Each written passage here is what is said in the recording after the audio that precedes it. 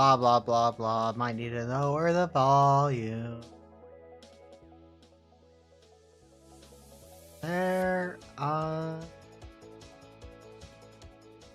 There. That should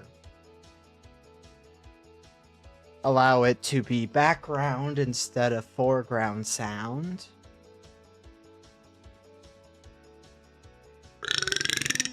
Oh, excuse me.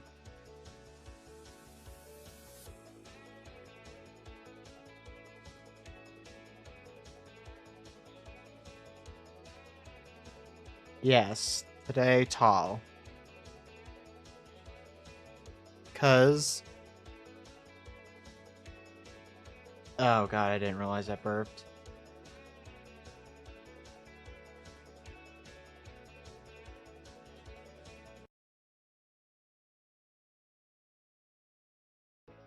Yeah, I'm gonna have to figure out how to properly use the music instead of using the YouTube link where they uploaded, because for some reason the YouTube link has like 2 to 3 seconds of dead silence.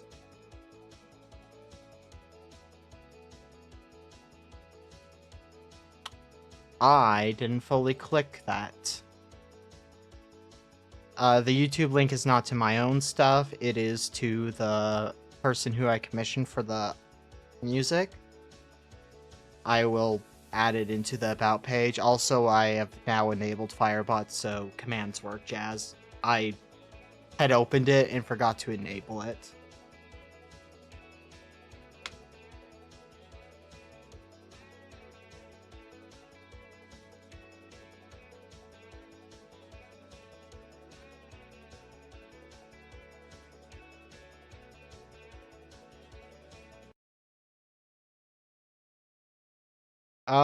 Technically, yes, I could make music for myself. But I commissioned it. I did not make this music. It will eventually be in my About stuff, because... Yeah. Oh, fuck. One second, we're gonna take a slight detour. I have not uploaded VODs in a bit. And I'm realizing... Oh god, the last thing I did was the Knives Out? Oh no. Or like the Sonic the Hedgehog? Oh no. Oh no, that's a problem. That's like a week or two behind.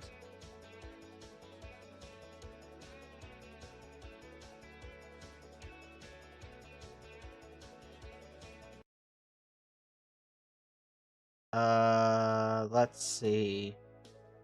Ah, it was the broken up one. I see.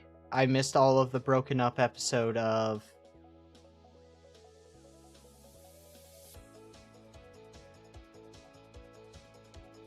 XCOM.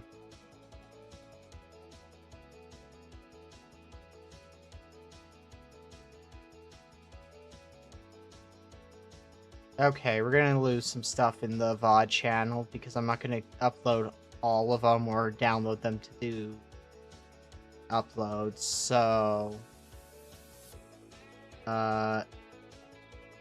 export this one.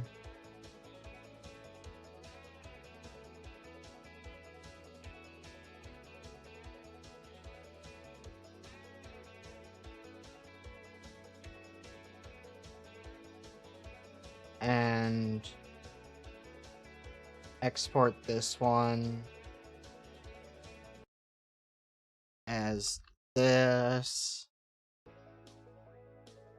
Just gonna export those two so the VOD channel at least has 1 day of stream. It's just gonna miss like 5 minutes because of the lost footage.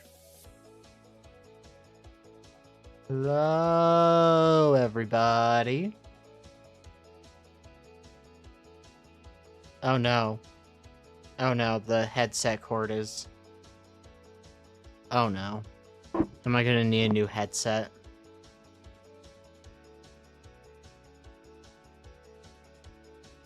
Oh god, I'm gonna need a new headset. It's doing that fun thing where if you bump it...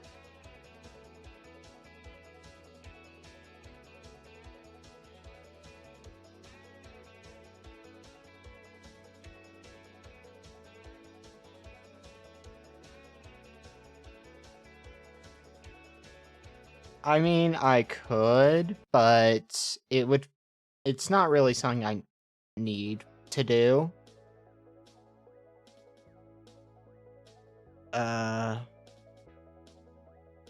Real quick, let me... Is this the one? Yeah, that's the one.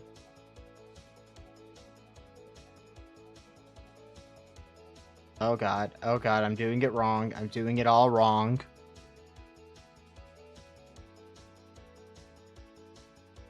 I almost fucked it all up.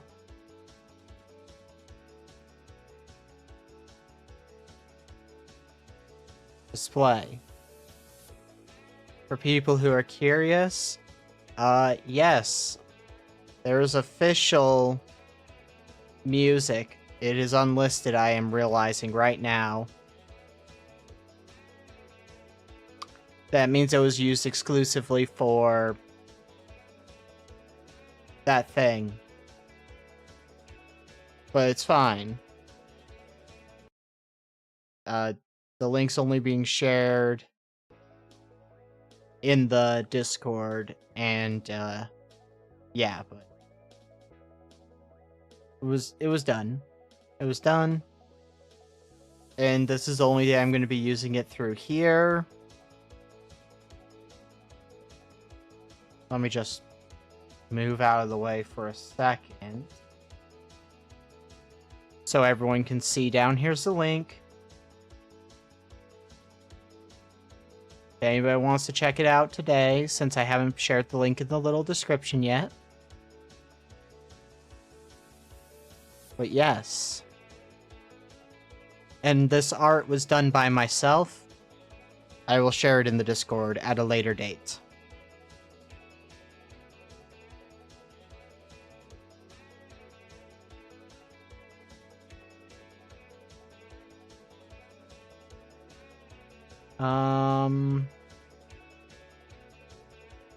Let me turn off display, actually.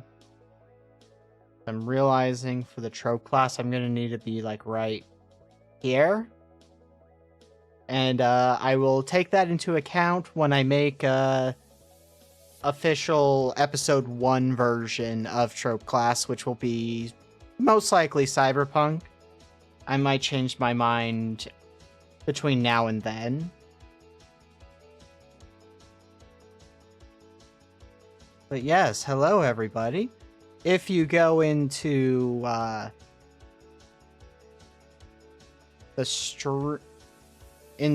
oops, that's not right. Full screen. That's not full screen.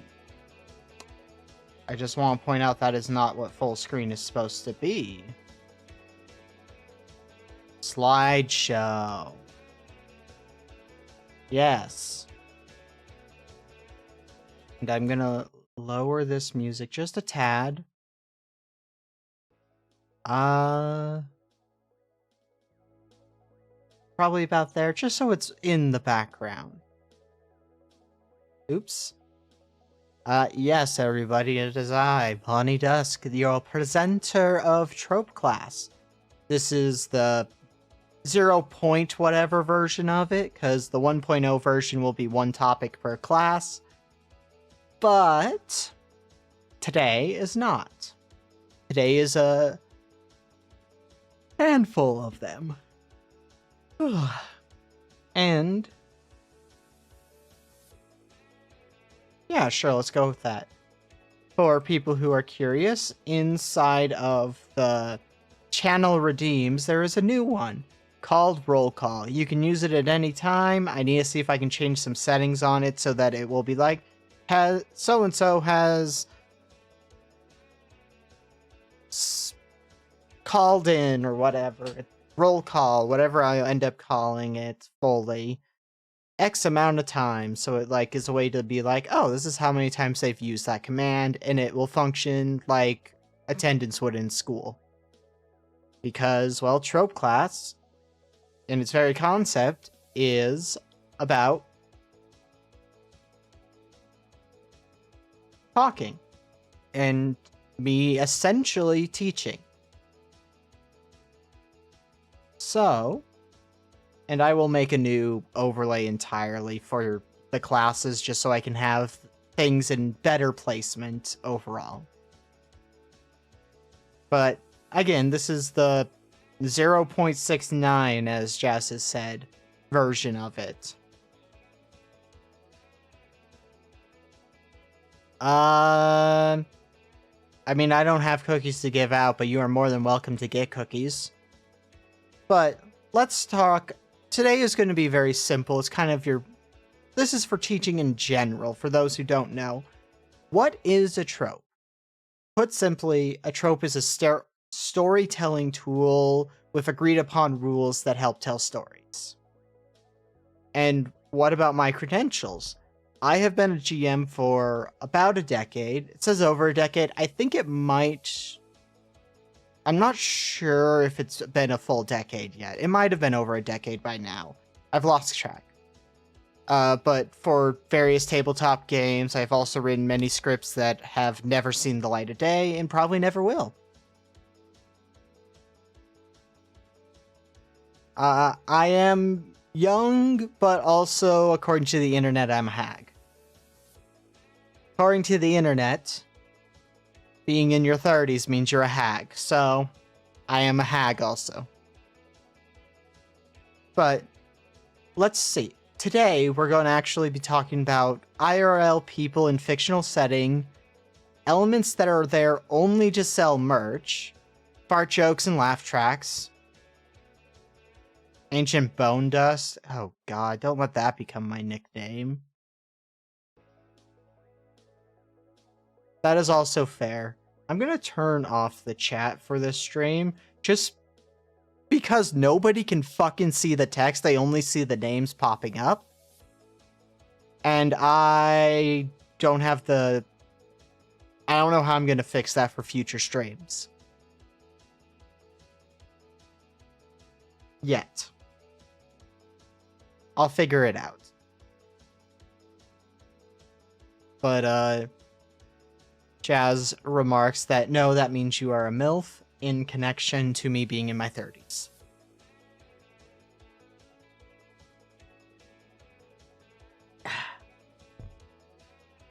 But, talk about fart jokes and laugh tracks, sci-fi names, win in gameplay, loss in cutscene, off-screen deaths, flashbacks, time loops, and time travel, edgelords, Deus Ex Machina, and then we'll have an open Q&A at the end, because in about an hour and 45 minutes, we will be doing a Truth or Drink stream. I will be jumping into a VC where friends can join during that time, and then I will go grab myself my cup and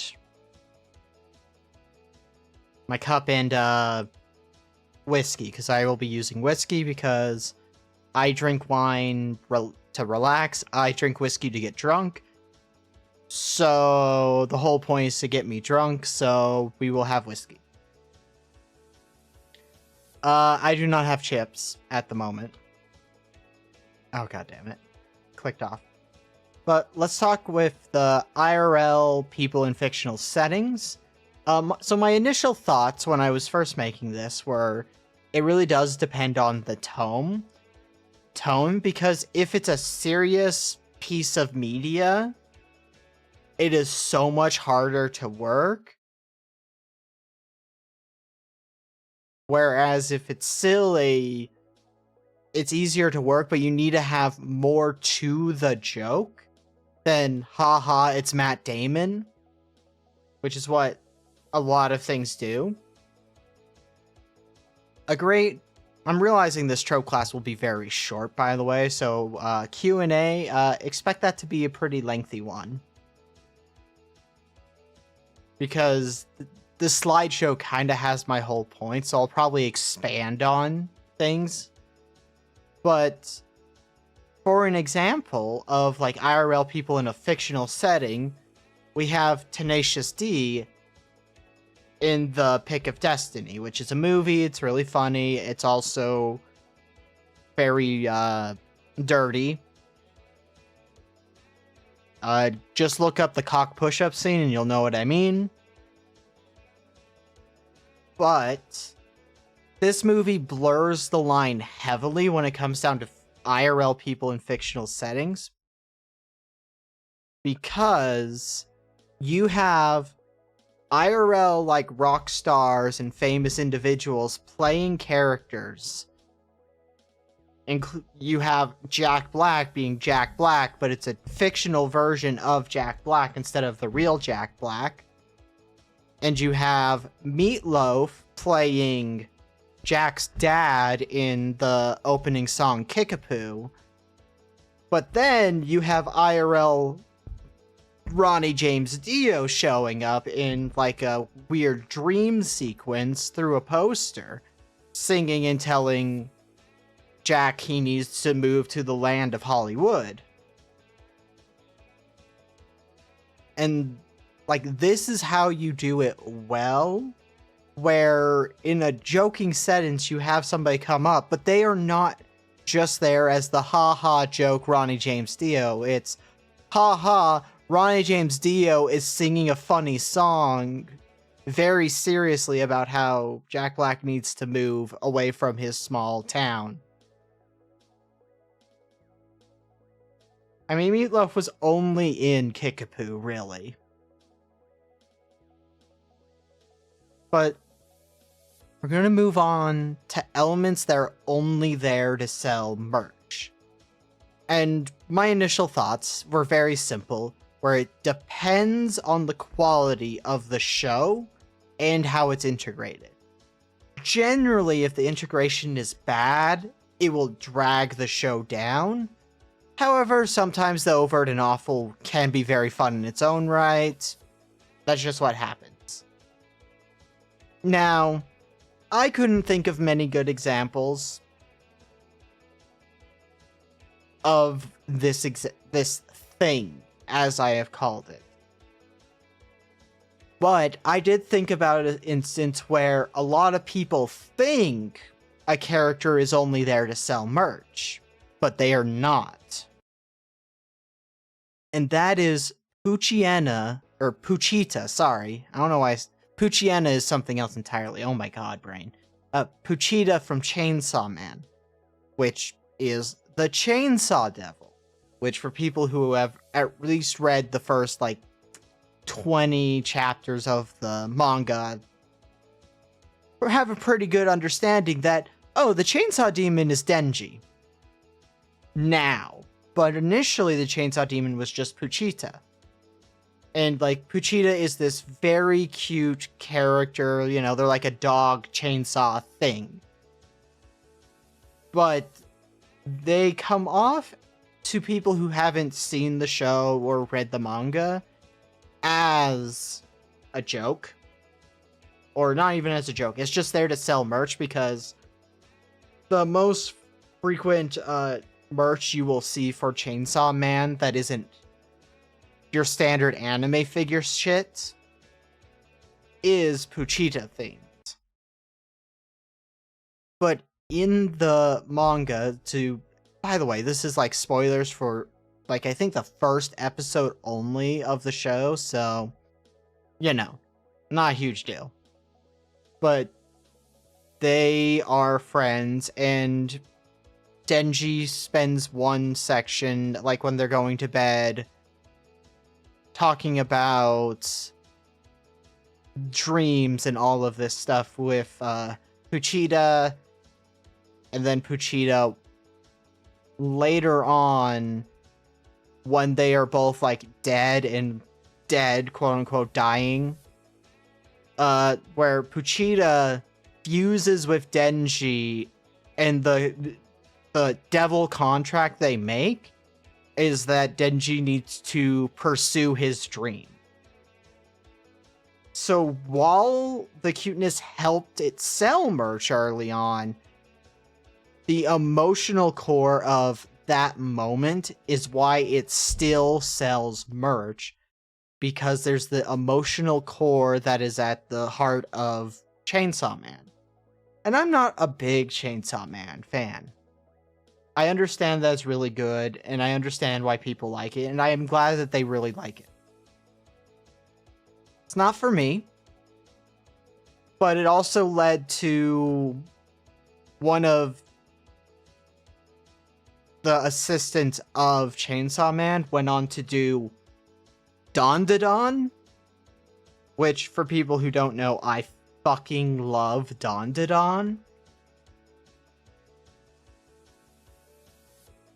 Don's great.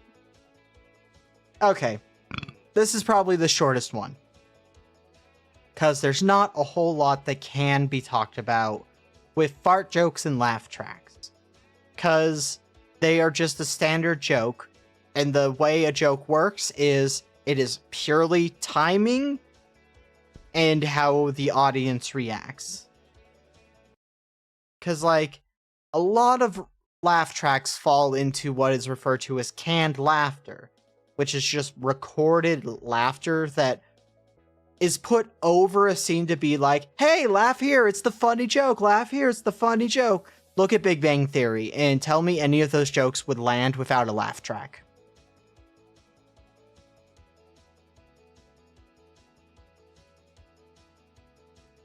But a simple joke is not a bad thing if it's done well. Like, I think laugh tracks can actually be very funny if they are used in silly ways. Same goes with fart jokes. It's all about the timing and how you tell the joke, because at the end of the day, a joke is just that, a joke. As long as you can tell the joke, it's very useful.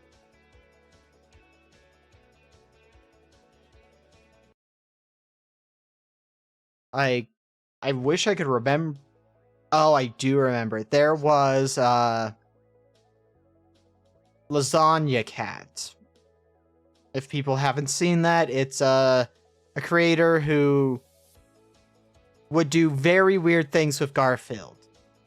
And they would, like, one of the thing is they do a live action reenactment of a comic strip, and they would have that laugh track after the jokes and cat.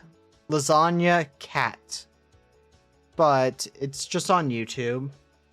But they would have this over-the-top laugh track in it after the joke, and that was what made it funny. Like, the laugh track was the joke, because they were kind of being like, oh wow, look at this funny joke. Because it was like poking at it. No, Lasagna Cat is a YouTube channel.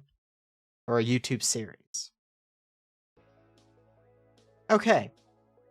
Sci-fi names, though. My initial thoughts were, hey, this is kind of stupid, but harmless fun. But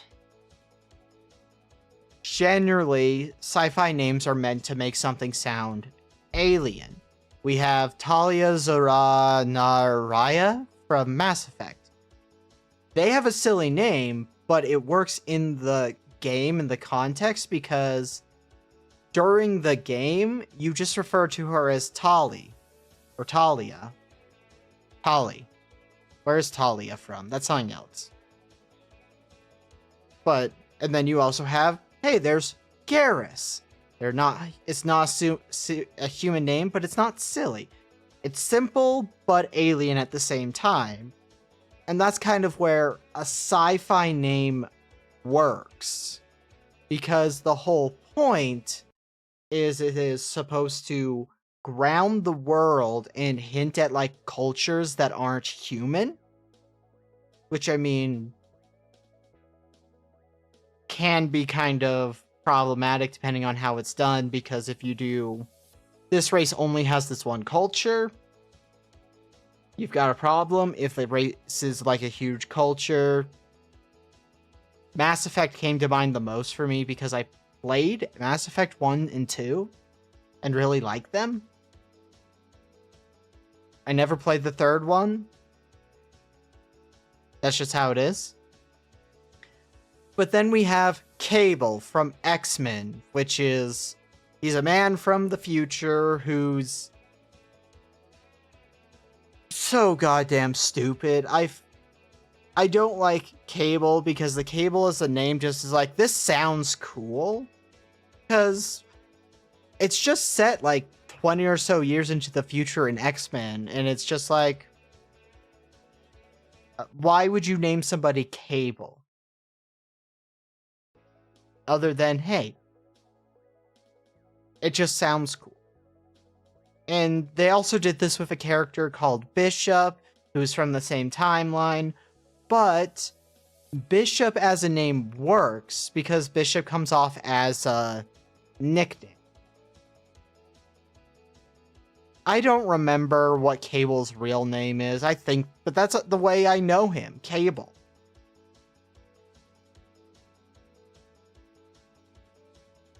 But yeah, it's just how egregious is the sci-fi name for the setting. Because, like, again, Cable and Tali work for me because they have a simple version of the name.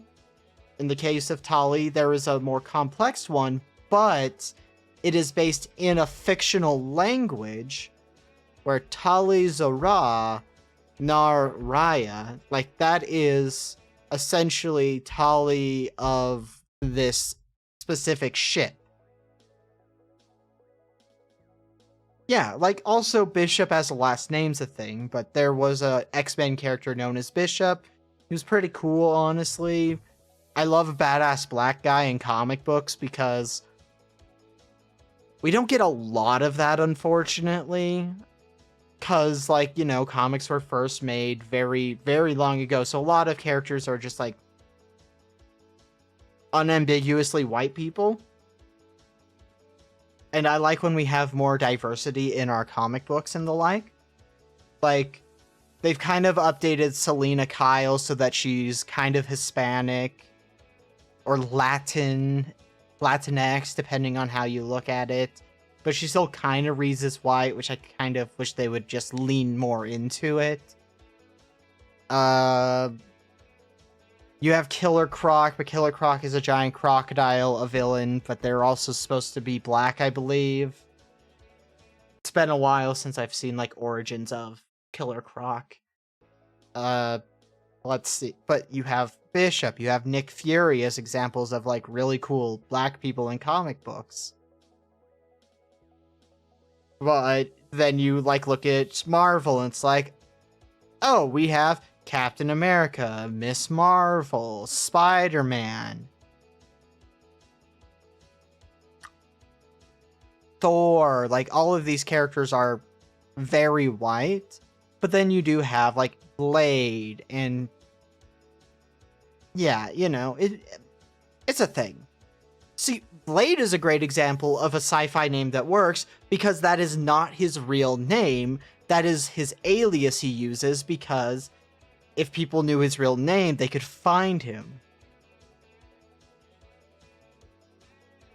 Jazz, I hate to break it to you, a lot of people don't realize Brazil, Portugal, and Mexico are different cultures. There are a lot of people who think that those three cultures are all the same.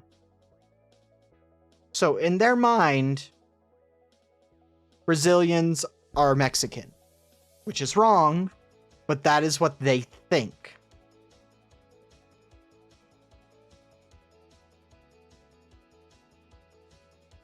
Unless it was like somebody in Brazil, so I don't know the full context, but still.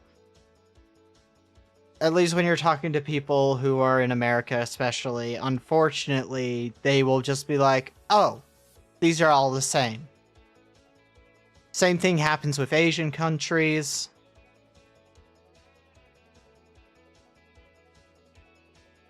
I mean, you could say that, technically, but that's not nearly the same as being like,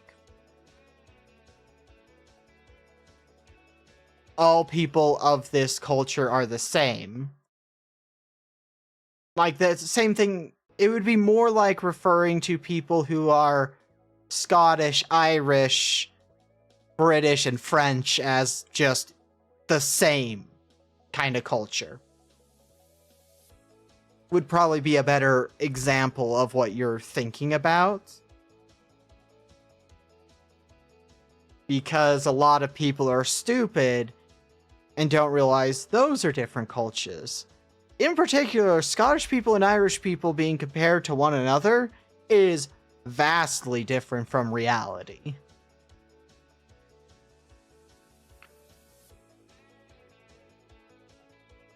Okay, but let's move on to a win in gameplay, a loss in cutscene. Usually speaking, I hate this. But if it's done cleverly, in a clever way, it really hits hard. Like, my go-to example is probably my favorite From Software game ever made. I want that to sink in. My favorite From Software game ever made. I have played all of them that have been in the Souls franchise. So Dark Souls onward, I have played all of them. I haven't played through all of Bloodborne because, Sony, bullshit, etc.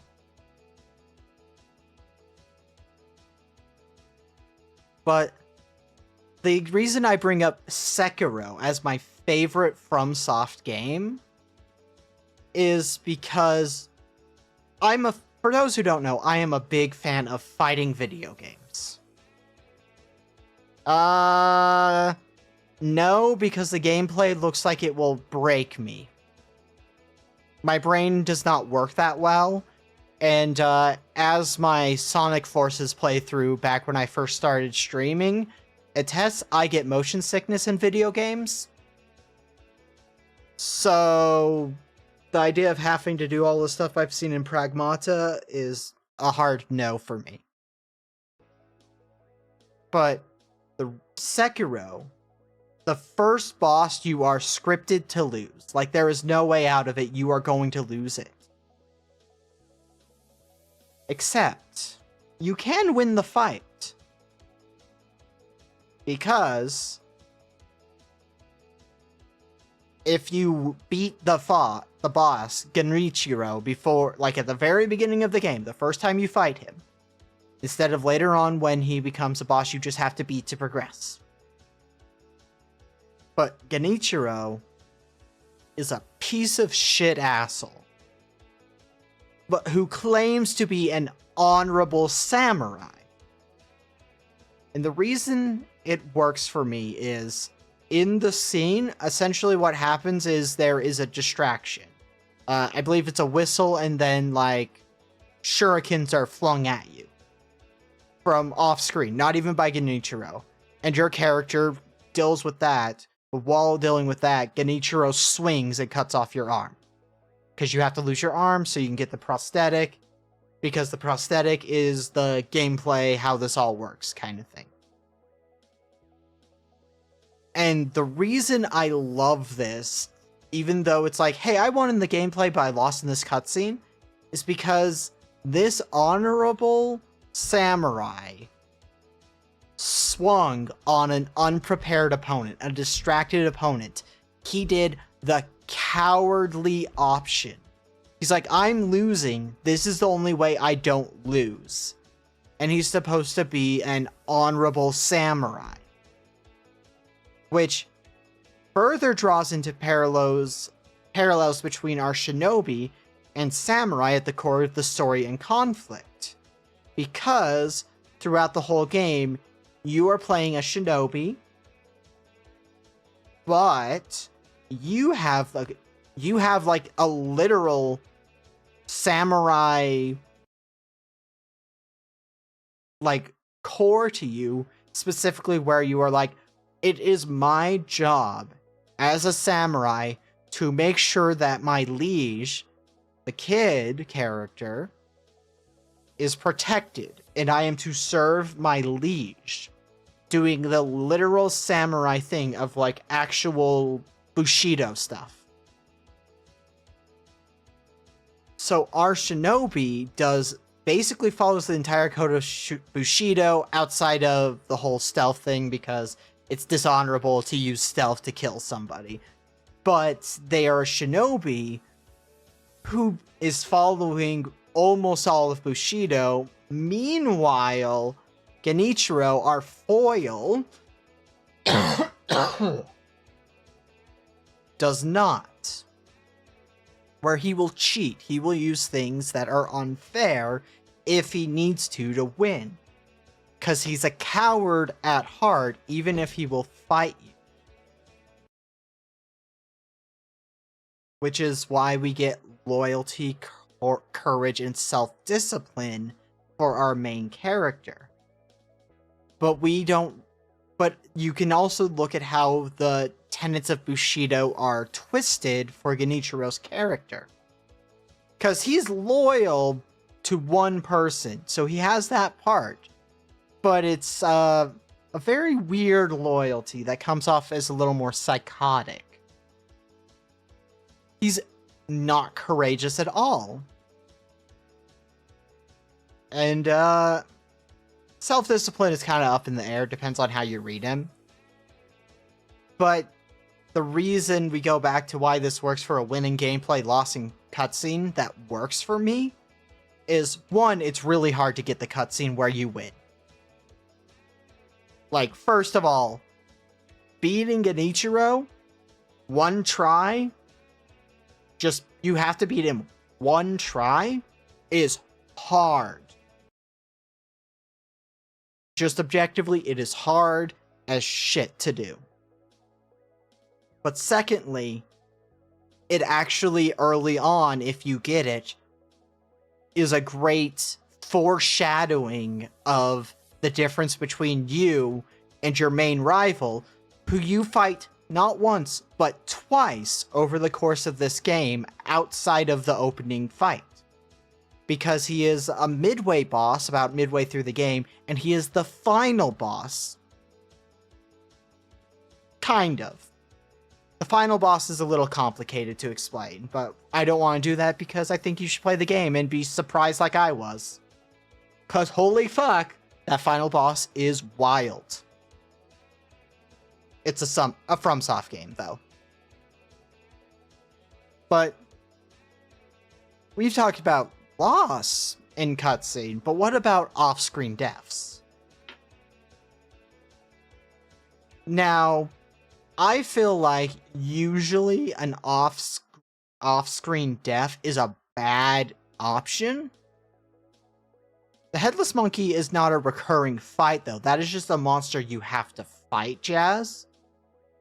In response to the last thing, it was specifically how it brought up how you and Genichiro have this recurring rivalry and fight with each other. Whereas the monkey, you fight him twice, but... Or, no. Yeah, you fight him twice because you fight him the initial time. And then you fight him the second time when you have the blade that can kill the parasitic centipedes.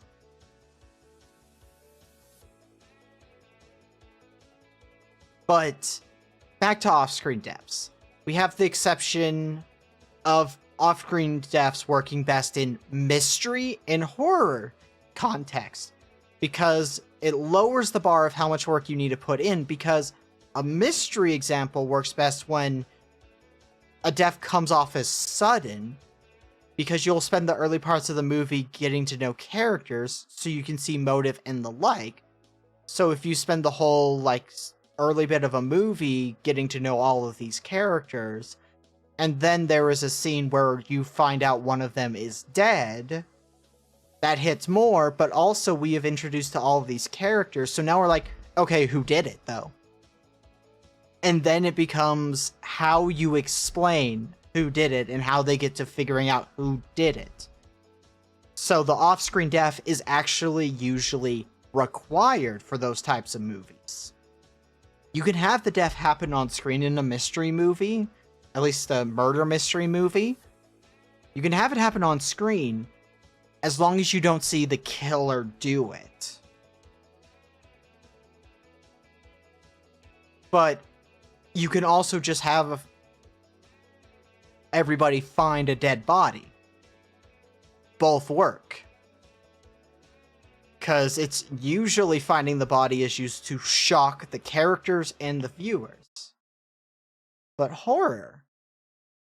Now, horror works really well with off-screen deaths if they're set up properly.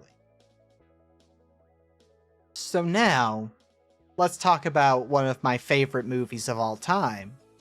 Evil Dead 2, and the character of Henrietta. We barely see this character before she is dead. And it's through flashbacks also, so we never see her alive in the current timeline. So, and the reveal that she is dead happens through an audio recording that the survivors are listening to while Ash is currently inside of the root cellar because they think he's a crazy person who killed people.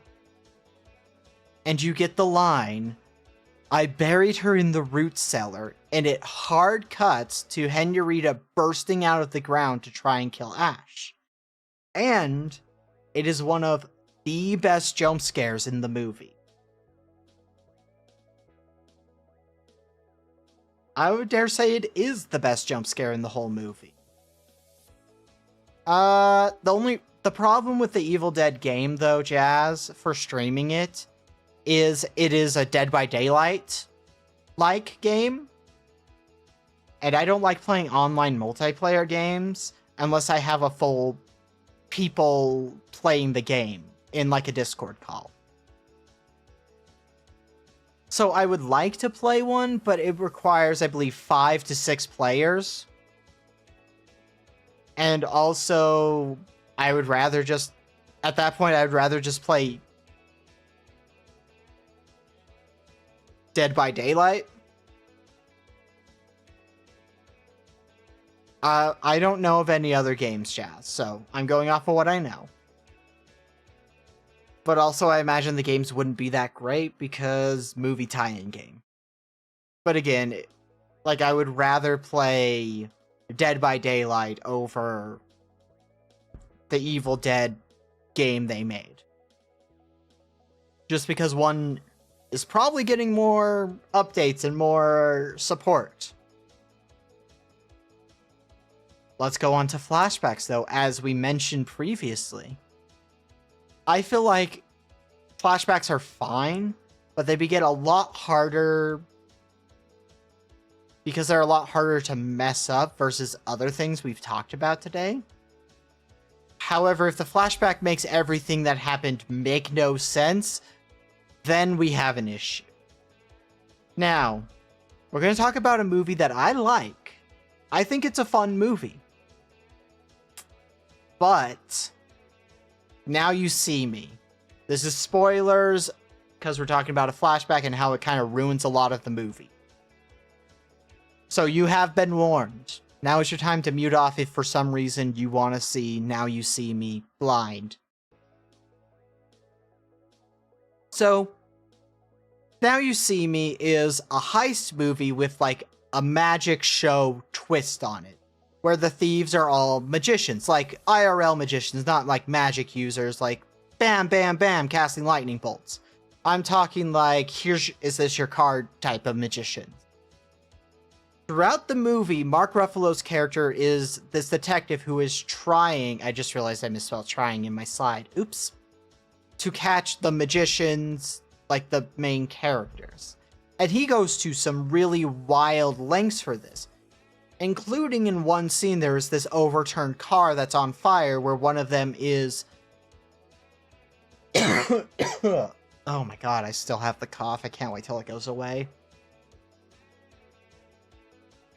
But going to that car, trying to get to it to check on the person before it explodes. Then, at the very end of the movie, it reveals that he is the mastermind behind it all and has like a flashback of all of these events from previously. But this reveal makes you go, why the fuck did he put himself in life-threatening danger multiple times? If he knew this was all planned and he was like the mastermind behind it all and knew every step of the plan that they are going to take, why the fuck did he put his life in actual danger? You don't need that to sell the lie. It's so fucking stupid. However, the second one is a lot more fun because you don't have that moment of what the fuck? How does this make sense? This doesn't make sense. Like, you don't have that moment. But again, the first movie is like the perfect example of why the fuck did this happen? It's absurd. Okay. This is the biggest part. I want you to know this is the biggest section I have in this slideshow. Because I ended up using 2 slides, I think. I might have condensed it down. Morgan Freeman, I don't think so. I think there's a character similar to Morgan Freeman in the sequel, but it's been so long since I've seen it, so I don't know. But time travel as the focus of a story, absolute mess. It's hard to do well. It has happened though. Look at Tenet. Even though Tenet is kind of pretentious, I think it does it really well and it's a pretty fun movie. Now, time loops. I fucking love time loops. As long as they are not the focus. Like, why the fuck is the time loop happening? Doesn't matter. Look at Groundhog's Day. Why is the time loop happening? We don't know. The important thing is everything that happens throughout the movie until the time loop is broken. Time Cop would have been a great example. I haven't seen it recently enough, though, to have been able to use it effectively. But the pinnacle of, for me, on time loops, the game that made me love time loops in concept, is Majora's Mask. The Legend of Zelda Majora's Mask, to this day, is my all-time favorite Zelda game, debatably my all-time favorite video game of all time. I realize that was redundant how I said it, but it's true. There are many reads you can have for the game. One of them is, to me, I really like the 5 stages of grief theory, because the moon is crashing down towards the town, realm, city, whatever you want to call it, of Termina. Not the city, not the town, that's Clocktown. The land of Termina. Which, if you add an L, is terminal, so you know. Which, also, I just want to point out, this is kind of the same plot as Melancholia, except for the time loop aspect. Because that whole movie is a bunch of people kind of watching as the moon, well, I don't think it's the moon, but like this huge comet is coming towards Earth. Very, very similar. In like the concept of just like all these characters going through stages of grief as everybody's going to probably die. I've seen Melancholia once. I would recommend it if you like sad movies. But if you don't like sad movies, then skip it. And I wouldn't say watch it more than once, personally, but hey. You can like movies I hate. And you can like movies I don't like. You are all individual thinkers, I imagine. There's probably overlap with what I like and you like, because I mean, why else would you be watching my stuff if you didn't have interest? Anyway. So throughout Majora's Mask, on this 3-day cycle, because that's the time loop, you have day 1, 2, and 3. There are all these small personal stories happening throughout the game, and they all dig into like the themes of loss and the 5 stages of grief, including main storyline beats that you have to see because you have to do X to get Y so you can do Z kind of thing.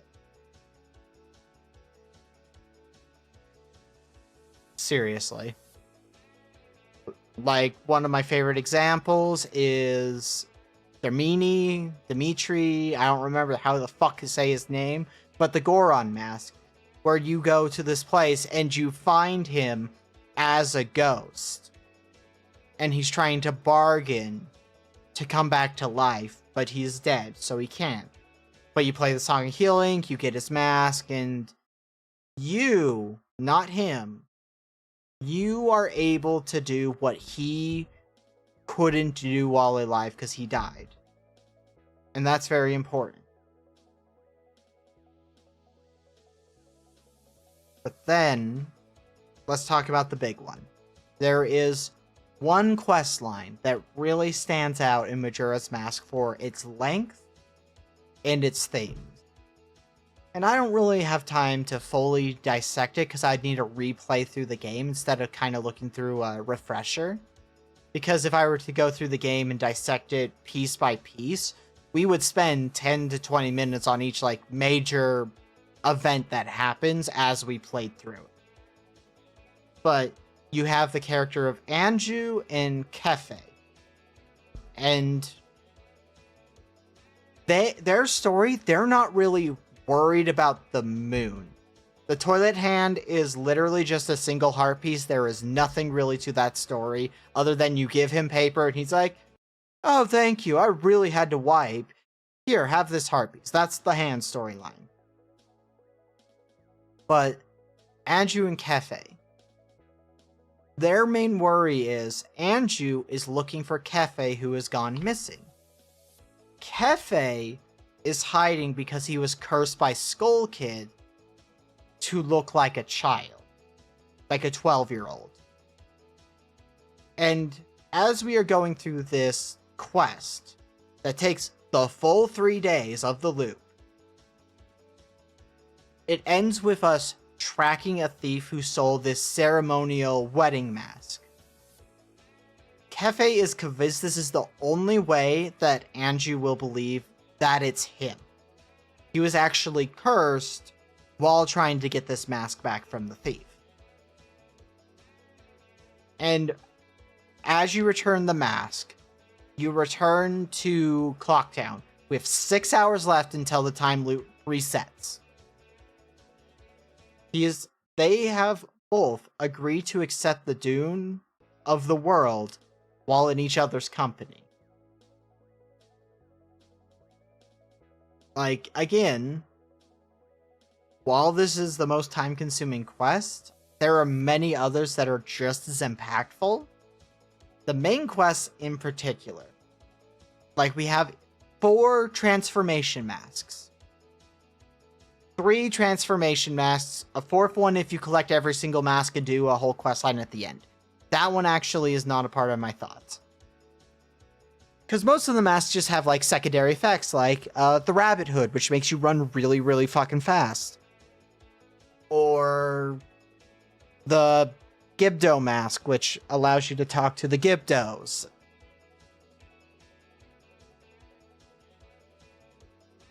Or the Moo Moo mask, which lets you get into the milk bar. But then you have the 3 main transformation masks, and you have the Deku mask, which you just start off cursed to be a Deku. You learn the Song of Healing, you play it, you can now be a human again. You don't really see directly the storyline related to the Deku. But when you play through the game in the opening segment, you only play through the opening segment once. But at the very end of it, you find this statue-looking Deku scrub-looking thing. And that is who we were cursed to become. So that character, because we were cursed to be a Deku scrub, dies. And then the first place you go to is the Great Swamp, and the Great Swamp has the Deku Temple and Kingdom.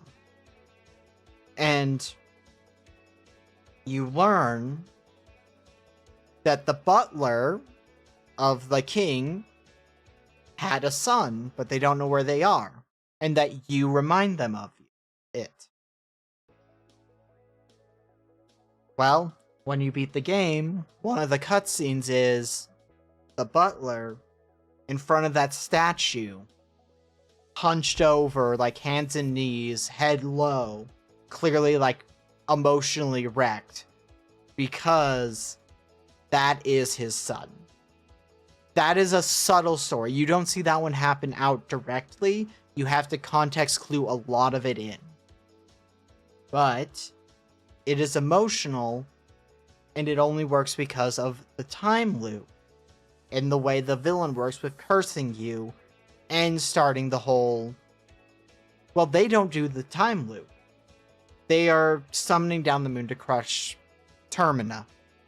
You get the Song of Time on your Ocarina of Time, which allows you to go back 3 days, and that's the time loop. And then I already mentioned what happens in the Snow Kingdom with the Gorons. And then you have the Water Temple.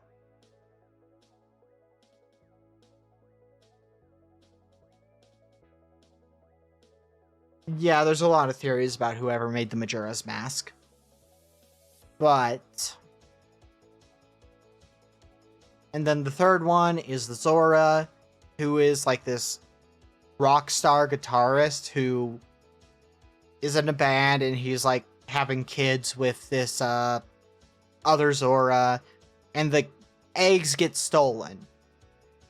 And his whole story is you bring him to the beach, and he sings out his heart because he's in a musical, apparently, about what's going on. Oh, the Mask Seller. The Mask Seller is also debatable. There's a lot of theories about the Mask Seller as well. But it is... And he's just like, this, woe is me, this is everything that's happened, I unfortunately can't do it. Please, please save my wife's eggs. Please, like, is desperate for that. And then you get to explore that thing as the character, but not exactly, because you are inhabiting his body. Keep in mind, all of this was in a game that I believe was rated E for everyone. Because there's only been one non-E for everyone rated Zelda game. And that was Twilight Princess. Every single Zelda game has been E or E10 plus when that became a thing. All of this interesting stuff that I talked about is from a game meant that's like for E for everyone. And this game, back when I was in high school, back in 2008 through 2011, I was depressed, unmedicated, still unmedicated by the way, and very uncomfortable in my skin. That is when the game hit me. Like, really, like, gripped me. And that's part of the reason it's my favorite game. One, it's a great game. It's just well made as a game. But two, it hits at that point when you are the most vulnerable and need it. And because of it, Majora's Mask, to this day, affects every story I tell. In some way. Because there is this deep understanding of emotional core that is so important to Majora's Mask that is ingrained in me, because I played Majora's Mask repeatedly, many times in high school. Over like 3 years. Like, I would get new games, but they wouldn't draw me back after I beat them, like Majora's Mask did. The only other ones that did was the Paper Mario game for 64 and the one for GameCube, Thousand Year Door. Those were the only other games that I gravitated towards and kept playing. Because I beat Chrono Trigger once. And I never really went back after fucking around with New Game Plus a bit. And then you have Final Fantasy VI. Love that game. I think it's one of the best stories ever told in a JRPG. I tried going back to it, and it just is hard because the gameplay is rough. Did I ever fully beat what? Jazz? I can't answer a question I don't know the question of fully.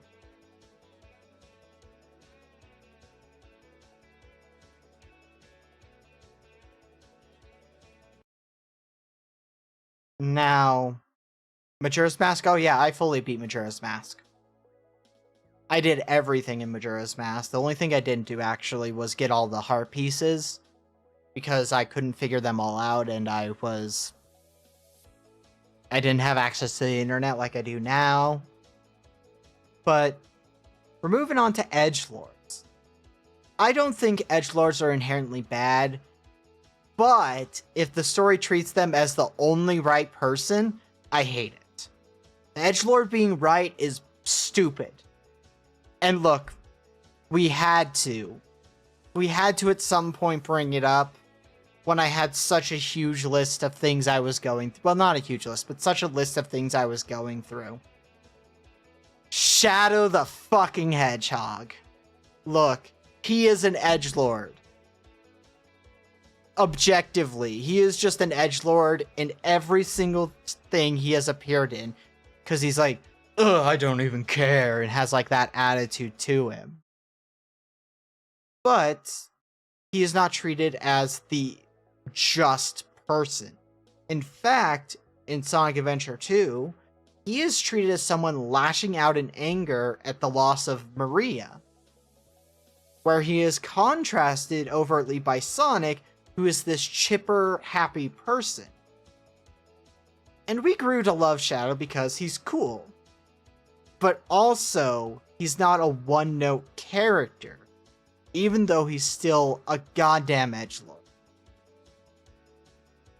Because Shadow grows, because he's like, no, actually, if I were to kill all of humanity, I would upset Maria, and I can't let myself become that. And so he has grown as a character to be more compassionate and caring and try and protect people in need. But he's also still an edgelord. And yes, there is the recurring meme about Shadow loving Latinas, which might be my favorite Sonic meme, if I'm being honest. Because I just like the idea of Shadow really liking Latinas. As long as it's not like the sexualizing Latinas way, because I hate when people sexualize a whole demographic. I've had my rants about how I hate how trans people are sexualized, because we're just people. But now we have the Deus Ex Machinas in Deus Ex Diabolicus. I hate these. I hate these because a lot of the time they are a lazy writing trick. They're used to just justify why something happens because the author wants it to happen. And this is a device that, when used in writing, will rip everyone out of the story instantly if it is not done well. Deus Ex Machina is when something happens that doesn't have any setup and comes out of fucking nowhere. Like, if you're watching a show and the main character just so happens to have the ancient artifact that they need for whatever reason, and this is the first time we've heard about this ancient artifact, fucking shit. Fucking shit. Fucking hate that. If you want to have the artifact matter, you need to be like, opening scene, do Silent Hill 3, where Heather has this necklace, and that necklace is super important, and then at the very end it turns out to be a glophagus, which then can be used to deal with the devil, yada yada yada, etc.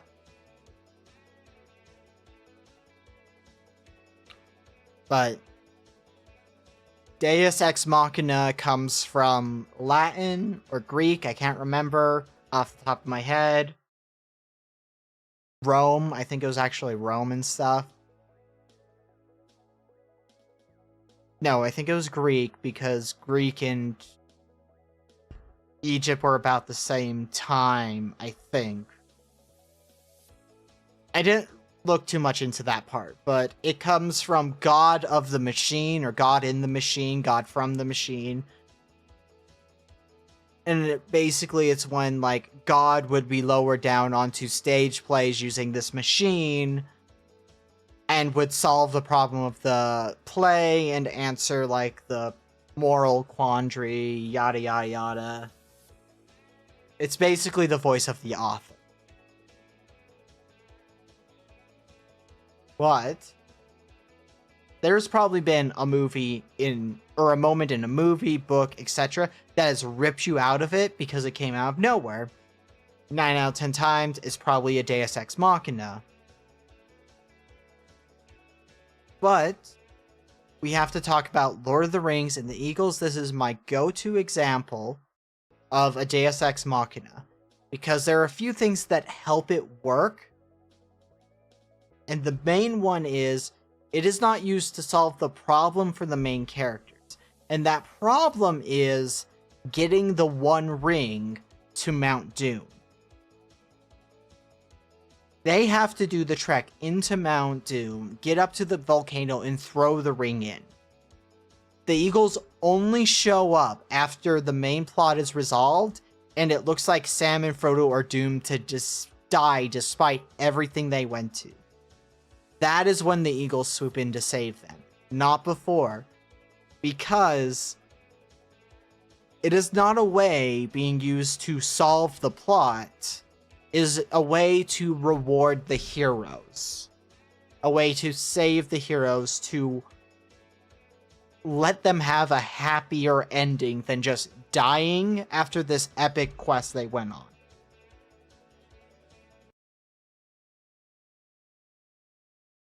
Okay, everyone. I am going to go to the bathroom real quick, but it will be time for open Q&A, where I will just answer questions that come in. Is Frodo gay? Canonically, it is never said, but in reading, I believe. Anyway, I gotta use the bathroom.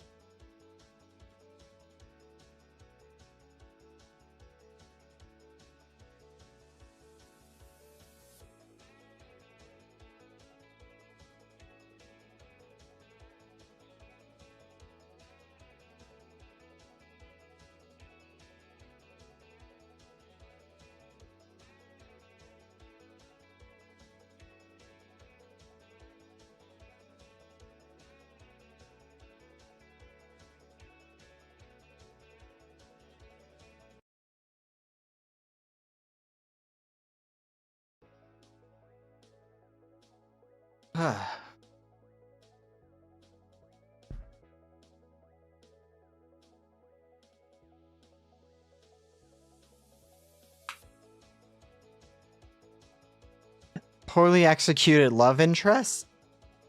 So, the main thing that comes to mind when it comes down to love interest is execution is the whole point behind love interest.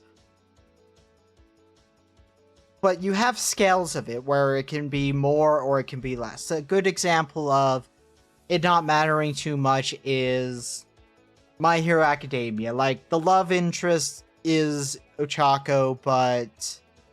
or Uraka, however the fuck you say it. I think it's Ochako Uraka or something like that.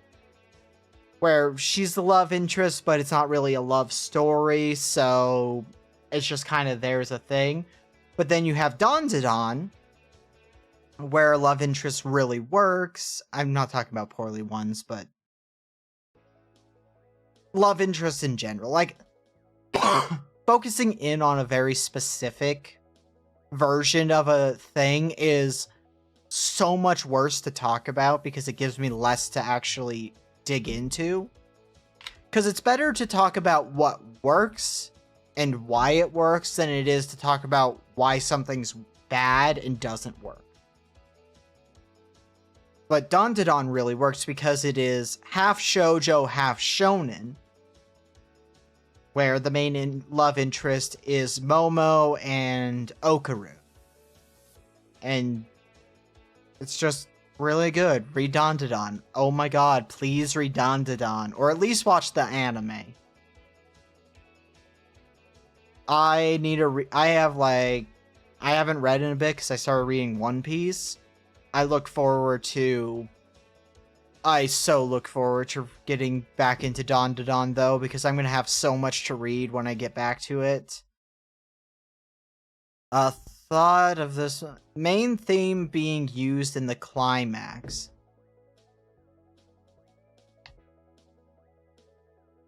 I'm going down the list. So, the main theme being used in the climax, and I assume you mean the main musical. Because the main musical theme being used in the climax can be so fucking cool. I mean, look at the Star Trek movie, the one done by J.J. Abrams, the first one with Kirk, Spock, all of them, and how the movie kind of starts off with fucking Sabotage by the Beastie Boys, and then at the climax of the movie, they use the main theme, which is Beastie Boys' Sabotage, as they are blowing up all of these aliens that are trying to destroy things because they figured out how they can use music to break it all down. And it's a cool scene. I love that scene. So fucking cool. I love it as general. My thoughts on Star Wars. I think Star Wars has the worst fandom of any fandom I have interacted with. Because the people who watch Star Wars and just enjoy Star Wars, you're golden. I love you. I'm glad that you exist. I'm glad that you can watch Star Wars and not give a shit about the fandom. I hate the fandom of Star Wars. I like a good chunk of Star Wars. I hate a chunk of Star Wars, but that's any piece of media, really. I feel like it's fine to love parts of a piece of media and hate other parts of the movies. While getting to movies, I really like the original trilogy. I'm fine with the prequel trilogy. And I hate the reboot trilogy, or return trilogy, or whatever the fuck you want to call it. Because the return trilogy starts strong and sets up a lot of really cool things. And then the second one, I think, does a lot of cool things, but gets kind of hampered by the fact that the third movie sees all these things that were introduced in the second movie and goes, nah, fuck that shit. No, we hate all of this, and, like, retcons it all out. I hate that. As epitomized by the line, somehow Palpatine returned. What? The fuck? I hate that. If a trope is done in a way where it subverts the expectations in the agreed upon rules, is it still not a trope, or is it its own thing?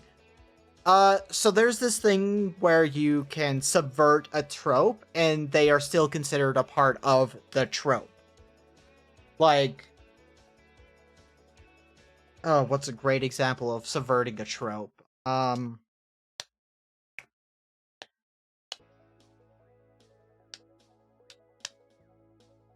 Like, Big Damn Heroes. That's a great example of a trope. It's where character shows... I do not know Gintama, so I can't use it as an example. But Big Damn Heroes is where characters show up to be big damn heroes. And they just, they show up, they become heroic, they do heroic things, etc., etc. You can subvert that with... I don't remember the show name off the top of my head, but there was this show where anytime a big damn hero would show up, the punchline to the joke every single time is, the moment they show up and do their big damn hero thing, they are just murdered instantly. They die in horrific ways instantaneously. It subverts the trope while still being the trope. Do I like Ultraman, or do I prefer other series in the same style? Okay, so tokusatsu is what we are referring to for style. I like Ultraman. I like the original Ultraman. I like the new stuff they did with Ultraman. I like that anime movie I forgot the name of, with the baby alien. Ultraman is a lot of fun, and I really like it. So, in first answer, I like Ultraman. I prefer, however, Kamen Rider. I forgot its name for a second. I love Kamen Rider. Shin Kamen Rider is great. Highly recommend it. I really love, like, all of the different heroes. I think the belts are stupid. They're product placement to hell. They're only there to sell merch, but they have fun with it. Wish I would have thought about that when it came to that trope topic earlier. Because the transformations are fun, and the combat is silly, over the top. It's all... Very rarely do tokusatsu shows use non-practical effects. I love practical effects. Practical effects just feel more weighty, more real. Like, I love Kamen Rider in particular. I think Kamen Rider has a lot of interesting things because you have different series, different heroes, different transformations because of that, different themes in each series, I really like Kamen Rider. Kamen Rider's great. But, again, back to the subverting tropes. If you're subverting a trope, you are still leaning into the trope.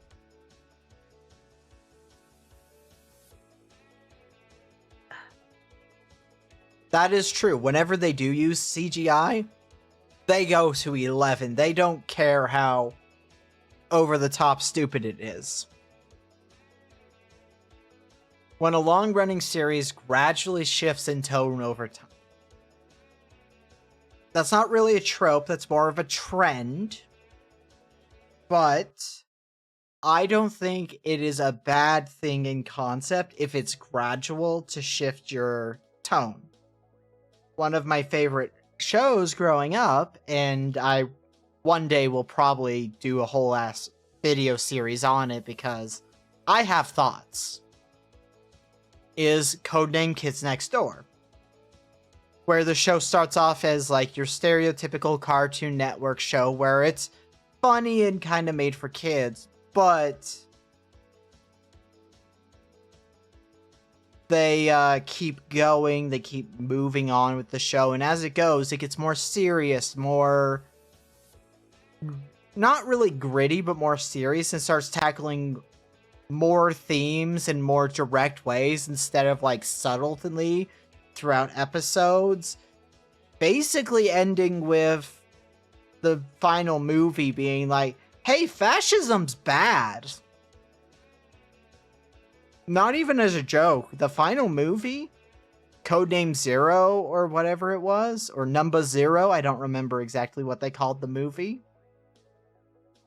That one ends in a really great way because the whole point is like, hey, fascism is bad, is essentially the point of that movie. Now, it's not as direct as me saying, hey, fascism's bad, but hey, fascism is bad. It's just, it's really good. And the tone did shift gradually over time to become more serious and tackle more serious topics.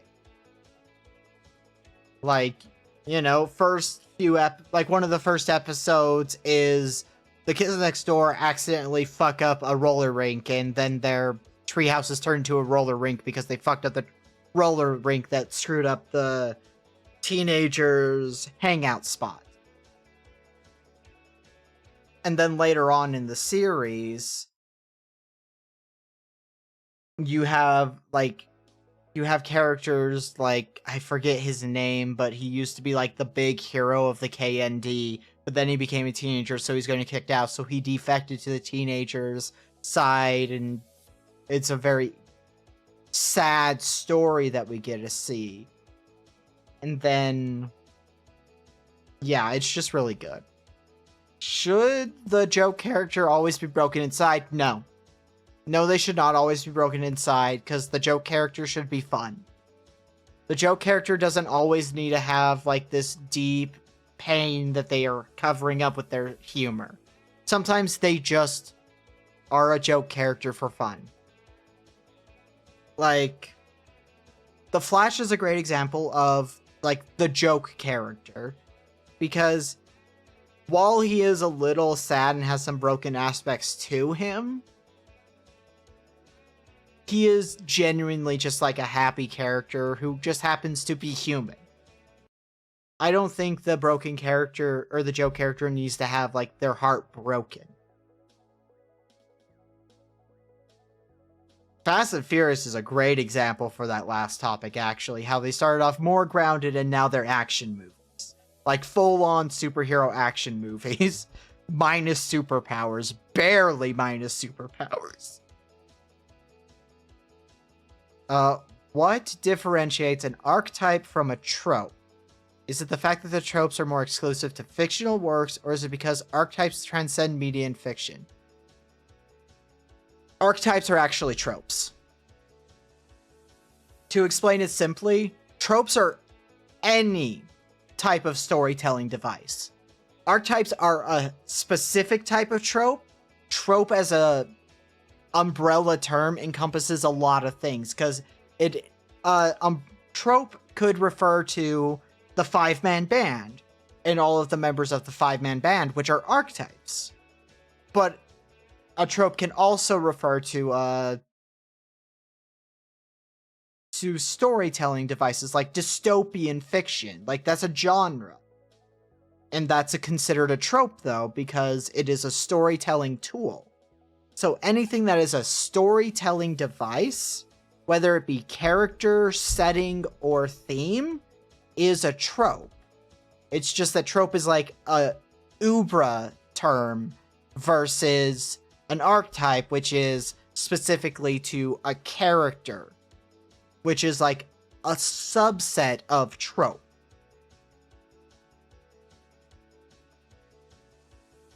So let's see, like the joke character thing I love that is in the Archie Weird Mystery series based off of Archie. Jughead isn't depressed or sad or broken, but in one episode where Betty becomes a giantess and accidentally destroys a lot of shit, she goes into the meadow, and like that's just being introspective of shit, not depressed, not sad, but it adds some depth to him as being just, yeah, he's not just ha ha ha, I eat so many hamburgers. He actually has a lot of depth as a character. Also, he's a sexual rep in comic books, which, hey, we love to see asexual men and women and thems and those who are everything and those who are nothing. In a few years, we're going to have Vin Diesel fuse his car into a transformer. That would be very funny. Oh, Veronica became the giant? Okay. Well, the other thing, I didn't watch all of Archie Weird Mystery, but I watched some of it. And a lot of the time, it was hinting at a story or like horror tropes that are common and like well-known classic horror. Like the one you just described, I never watched, but it's giving off Attack of the 50-Foot Woman as like what it would be referencing. Because that's a horror movie where a woman becomes radiated and becomes 50 feet, and yeah. It's stupid. I love it. Well, it's not stupid. It's actually a pretty well-made movie. But the concept sounds stupid, you know?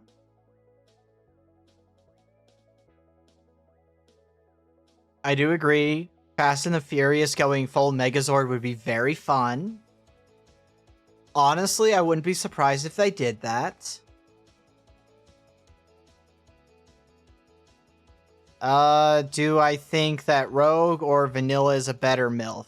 I think Vanilla is a better MILF because Rogue doesn't come off as a MILF. Them is a great horror movie.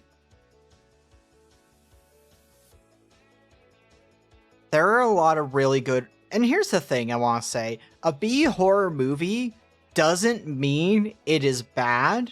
A lot of people have that misconception. But a B horror movie is instead a budgetary thing. Where A horror movie is like one that has like a major budget. A B horror movie is like a small budget.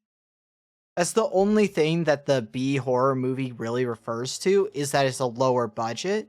But because it's a lower budget, it has a lot more examples of really bad movies, because B horror movies are made by college students who are just like working on a film degree. And they don't have teams and time and resources to really do it perfectly. What's my opinion on Disney lately? I fucking hate Disney. Disney has been dog shit for so long because they've cared more about the bottom dollar than actually making good media. Like, the whole point is they're like, oh, well, we need to do things that are going to definitely result in the most money, so they make everything via committee, and anything made via committee feels hollow and pointless. Disney is one half of the reason, or one part of the reason I think Marvel movies really fell off. The other one being, like, you know, it's just hard to effectively write superhero movies in a growing canon where they're all interconnected, and you keep adding more and more stuff to it, but... yes, B-movie is one of our blocked terms because of airport. But we will move on. We will allow that because it is not being used as a joke. I do have a question about the definition of a B-movie in regards to... Oh, well, you just spelt it as B. Got it. In regards to bankroll budget experience and all of that, at the extension of that, the encore of the movie Clerks, a B-movie as I think it is. I do believe Clerks counts as a B-movie because of its budget. Because essentially, any movie that is not like an A-movie budget would be considered a B-movie. Simply put, it's a horror. That the horror in the movie Clerks is a B-movie as I think it is. Most likely. I haven't seen Clerks once, and it was quite a while back now, so I have like vestigial memories, not even like deep memories of it. But again, the B to A movie description is purely based on budget. It is not based on quality. Voice typing? Ah. The Jim Carrey Grinch? Yeah, I really like that movie. I mean, I understand people don't like it because they're like, oh, it's too silly. But ultimately, you know,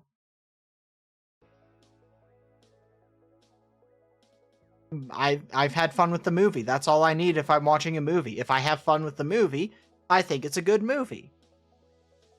Even if I objectively think it's not a good movie. Like the Super Mario Bros. Movie, the original one with fucking Luigi and Mario ending up in the Mushroom Kingdom and it's a weird dystopia. Fucking love that movie. I love Mario. I fucking love that movie unironically. I am objectively aware it is a bad movie, but I love it.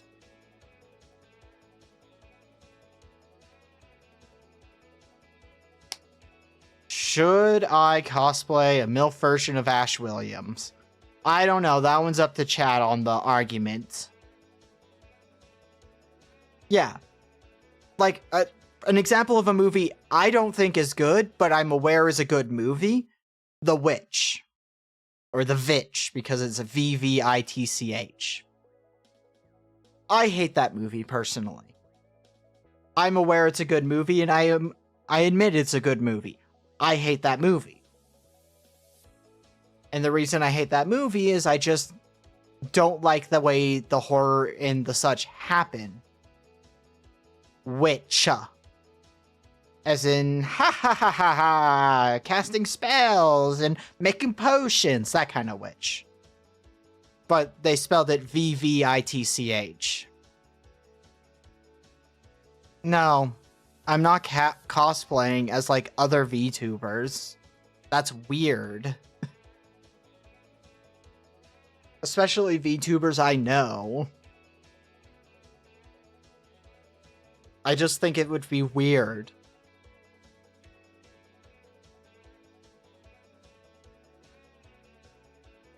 Also, I don't drink any caffeine.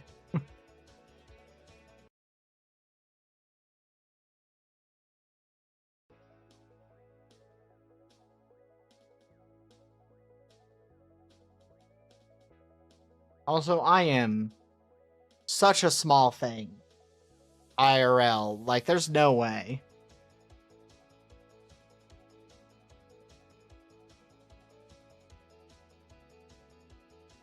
I look forward to...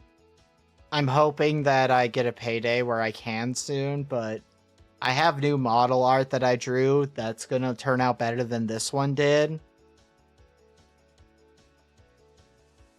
And I really want to use it, but it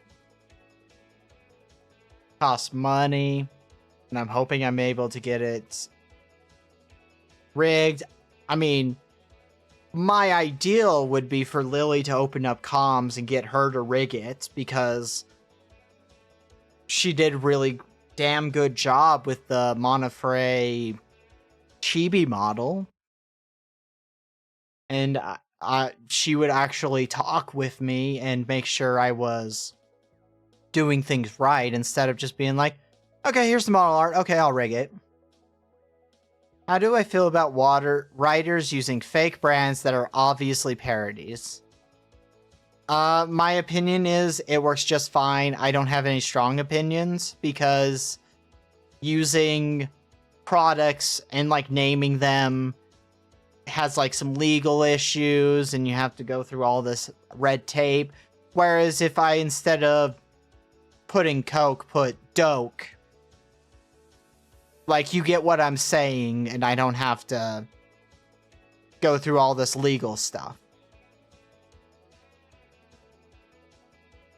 That simple. Best cat? Okay, well, all cats are great. I love Maine Coons, though. I love the big fluffy cat. I love big fluffy cat. I want to hug big fluffy cat. Big fluffy cat. And Maine Coons are big fluffy cats. which, you know, big fluffy cat.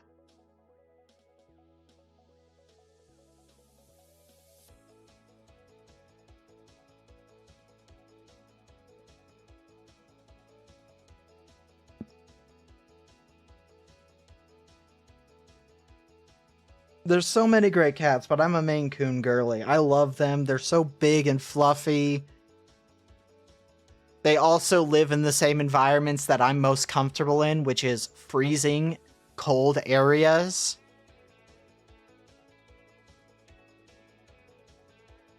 I would love to have a cat, but, one, it's money to keep a pet, and two, I'm not allowed to have pets where I live. I'd love to have a cat. Love those little things. I'd even be down to have rabbits. I think that'd be cool. I like rabbits, clearly. Imagine if I hated rabbits and I was going around with this as my design.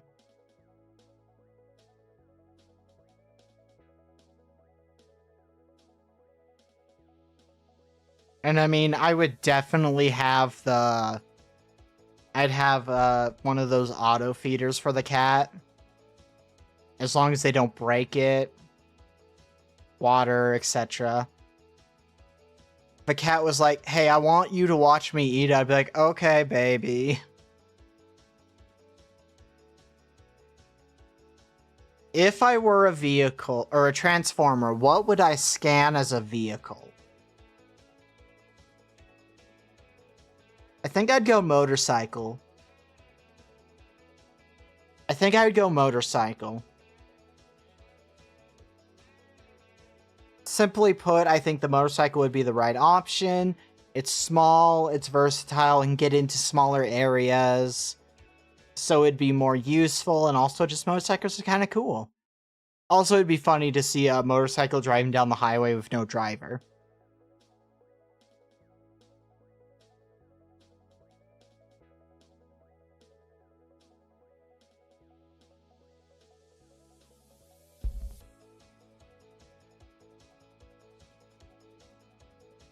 That would also be very funny.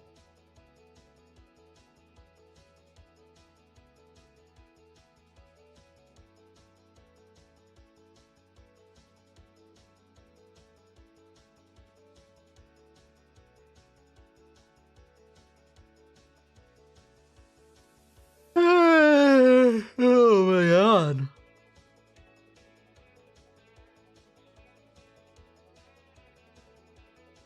See, the fun thing is... El Camino, but toxic green neon. Garfield is my spirit animal? No. No, I do not. Also, spirit animal is like very specifically a Native American thing, or an indigenous person's thing. I forgot that they've changed that title. That works because indigenous people exist outside of America.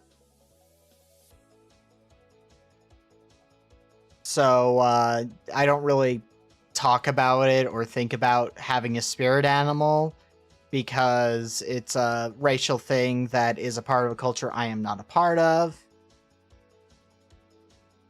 Instances of race swapping of a character that do and don't work.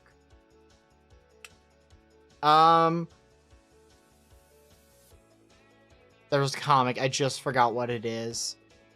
I think it might have been Miss Marvel, because there was a change of it where she became a Indian woman. Like from India, I think. Keep in mind, I never read it, I just know about it from like conversations that people are having, because I'm in the comic book space, obviously. But during it, one of their first comic like arcs was she wishes that she were white because of, you know, like people who live in America who aren't white probably have a lot more stress and worry and might think about like, what if I was white and would my life be easier? And the answer is yes, but your life would be different also, and you wouldn't really be the same you. So, but during it, she becomes white and then goes, I actually hate this. I want to be back to myself. So she becomes herself again. That's an example that works because the race swapping of the character is done for a story point and it is done to make sense.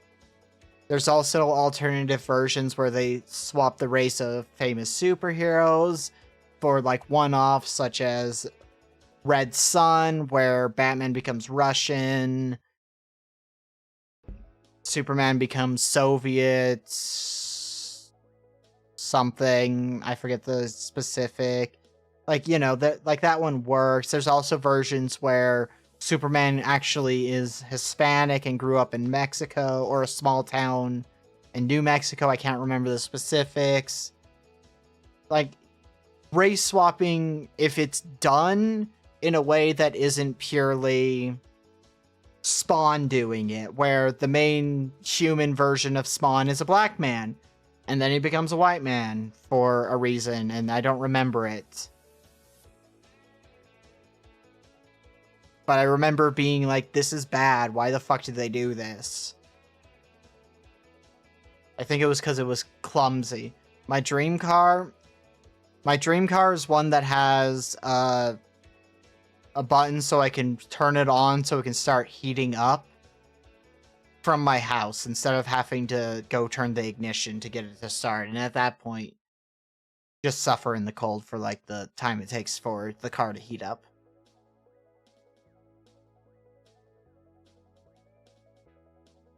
My dream car is basically just a feature that has become commonplace in newer cars.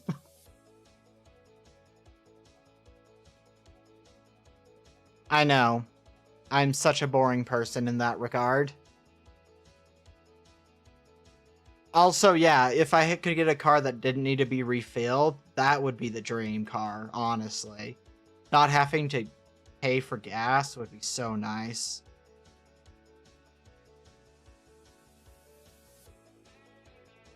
Ba-ba-ba-bum.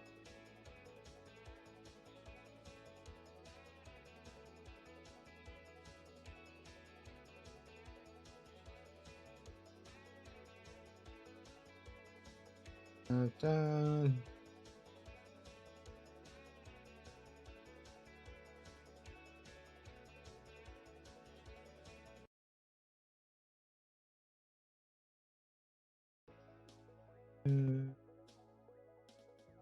Drink. I'm free to hang in the lab.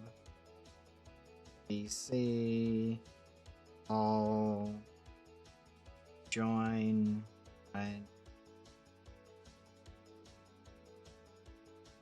Just making a post.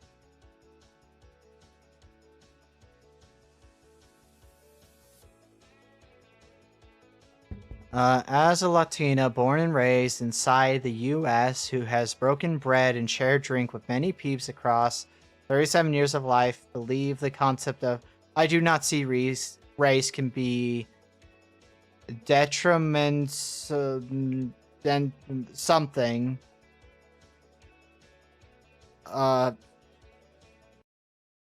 Folk will act as their heritage is the norm. Yeah, I also do stand by, like, assuming that everyone's heritage is the same as yours is stupid. To super simplify, what I took from that is people who say I do not see race are lying.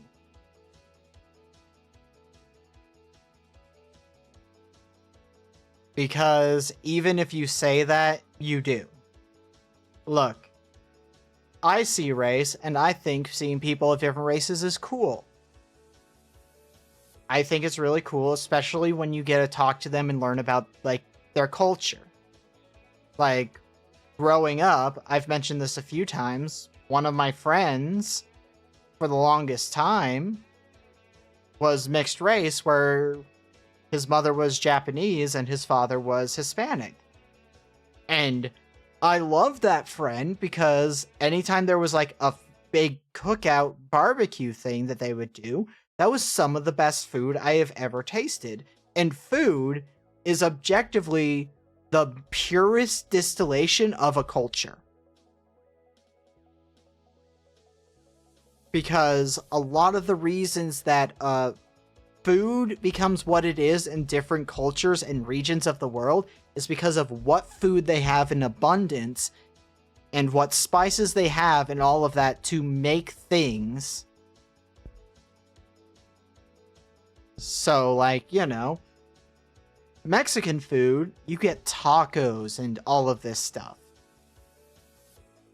Italy, you get a bunch of Italian food, you know. Some, yeah.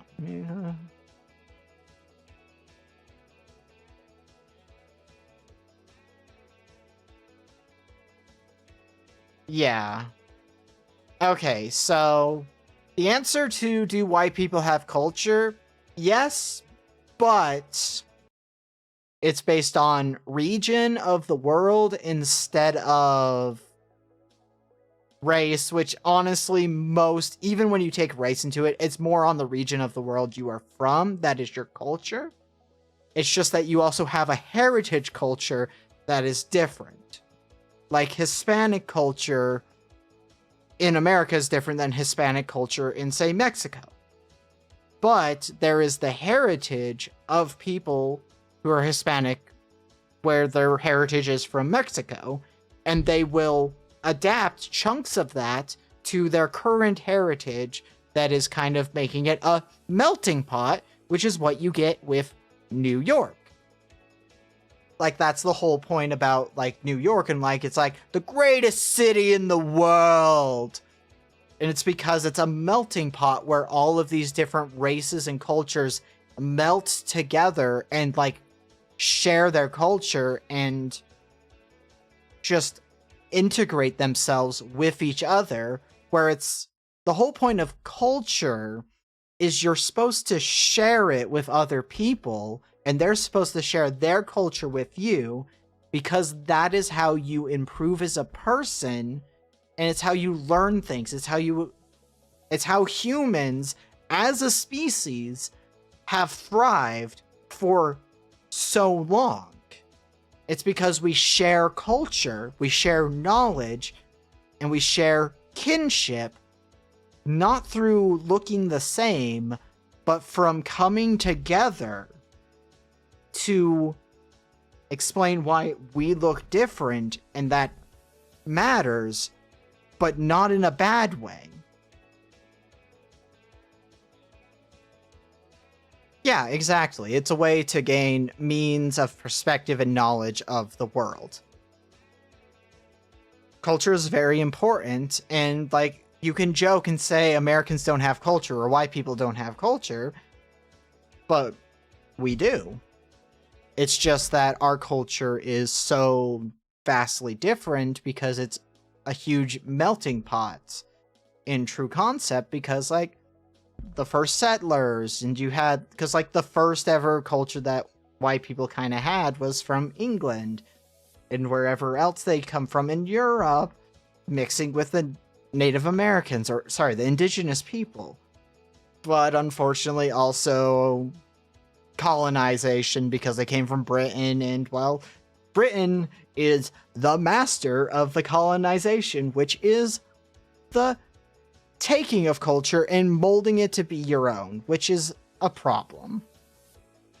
I watched The Dark Crystal very young. I barely remember it, but I liked it. Again, it's all a matter of perspective and how you do things that determines if something is good or bad. But culture as a concept is not a good or bad thing. It is just a thing. What would I do if I gained the power or superpowers? Okay, well, it depends on the superpower, first of all. But depending on what it is, would determine a lot. If it were something where I could use it, like if it were super speed, Superman, I'd probably do a lot of the same stuff Superman does. Like, I unfortunately would have the same issue that Superman has, where if he knew somebody needed help and he was the only person who could really help, he shows up. I would probably do the same. With great power comes great responsibility. What? I know, but the concept is right. I can use Spider-Man to talk about Superman because Superman and Spider-Man have the very same moral core. Hate to break this to you, Tucker, but go fuck yourself. Now, I do agree that they are very different in presentation, but that doesn't mean they're bad. I'm having a conversation with my roommate on stream, and you can only hear me. That's what's going on, Jazz.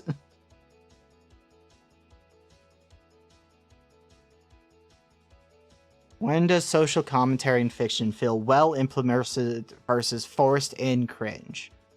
It's a matter of how they hammer it home.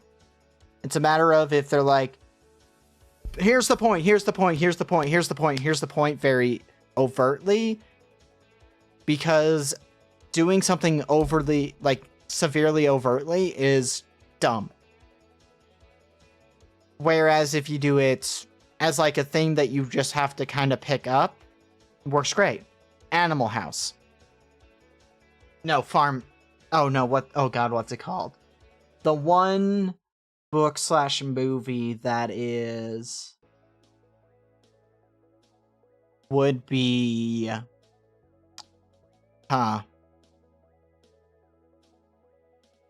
It's the one that's, like, subtly commentary about Animal Farm. Yeah, let's just call it Animal Farm. I think that's what it is. But that one's a great example of it working well because it's, like, the main point of the show or the book, but it's not, like, the focus. Would I live on the moon? No. No.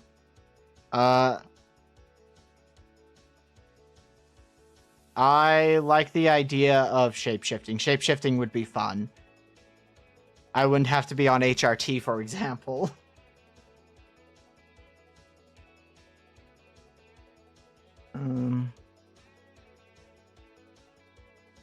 Oh god, there's a movie of it coming out? Oh no. Oh. Oh, I don't... concerned. I'm concerned about that. Alright, chat, we're gonna go BRB. We'll come back. Shapeshifting would be great, I agree. Oh, that's what I feared. That doesn't sound like it'd be good. But, in about 5 minutes, we will be starting the True for Drink stream. So because of that, we're going BRB.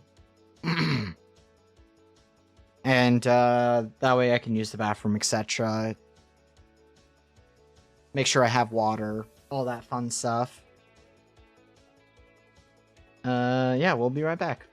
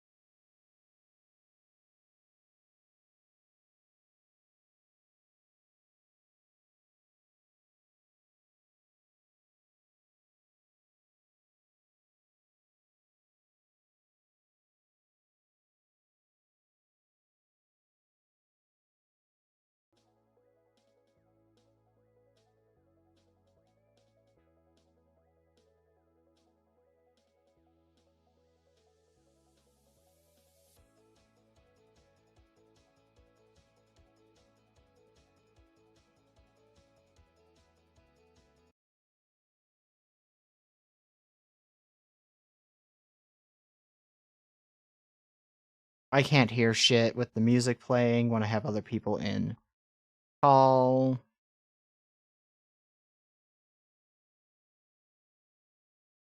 Doing that. Yep, I've definitely learned I need to adjust things for stream. I need to use the Discord source so that it's actually picking you up. Coolio. Okay, people can hear you now.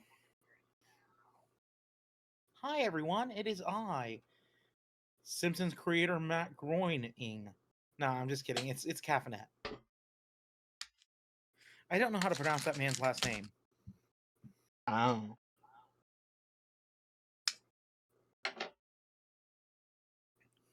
I definitely have. He is the creator of The Simpsons.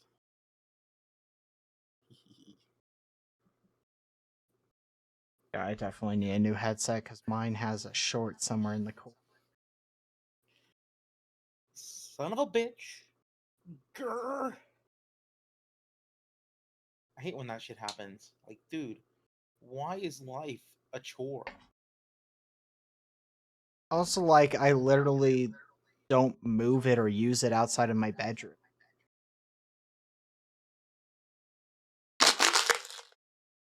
Just like my chamber pot. I'm just kidding. I don't have one of those. Ah, man, I'm in a mood. I have had so much coffee today, and I woke up at 4. I'm on my second gallon.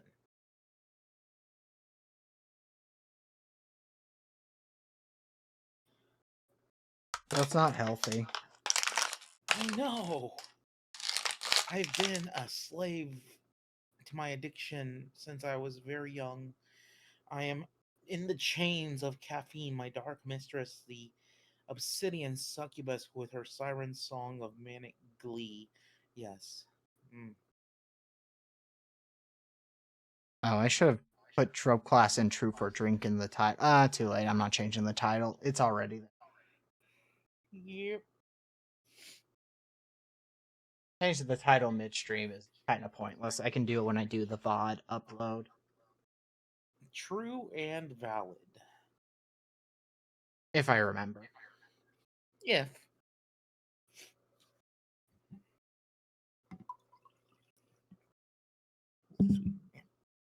Because I'm a few uploads behind, so it's gonna be a few days till I get to this one being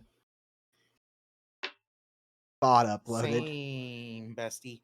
Yo, I live in the United States, as do a lot of other people in the place, but upload speeds are dog shit in this country. Well, more it's Absolutely. just if I upload stuff, it fucks up the when it's uploaded. It's like, oh well, this one is technically before this one, even though you did one upload before the other. So if I do them in the same day, it fucks up with like people who are like, oh, I want to go through and watch all of these in order because it fucks up the order, and especially when I have stream series that are episode to Serialized. episode. Mm-hmm. And especially because I don't label the game or the part episode anymore because I found that that's actually worse for discoverability, even though my brain is like, well, no, you do this way so people know what they're doing. Right, yeah, because people like clickbait titles. Like, Even it's though all of the not. trope classes going forward will be trope class colon topic. Yeah. Not great for clickbait, but for people who want to learn about tropes, I'm pretty sure that will draw them. I will hype your shit up, girly pop. Just like the unnamed uh, YouTube series I am working on, the first core Yes. of. Yes, we're not gonna reveal that. I will probably start writing for one of the episodes tomorrow since I've Cool, watched one cool. of the movies that I need to for it, and that's the only hint I'm going to give you is that I had to watch a movie for it.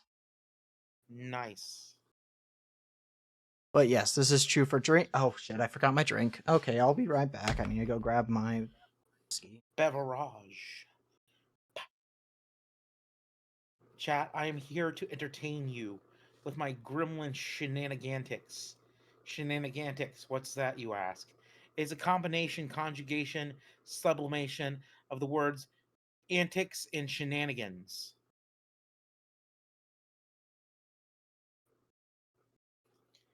Hey, chat, you want to see something cool? Too bad, I'm here. Oh, God. Yeah, so like I don't really have anything prepared. Calf, we need to init and state.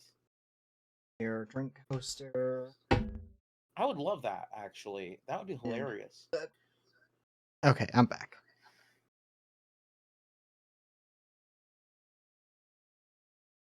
Why are we Man, I have talking one. about instituting my birthday as a national holiday? I don't know. I didn't bring it up.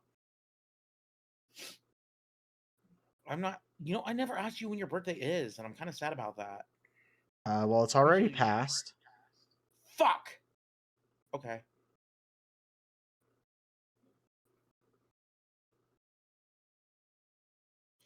Don't worry. I'll get you next time.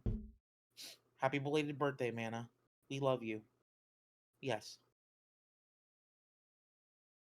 But, oops, I need to click onto the thing. Okay.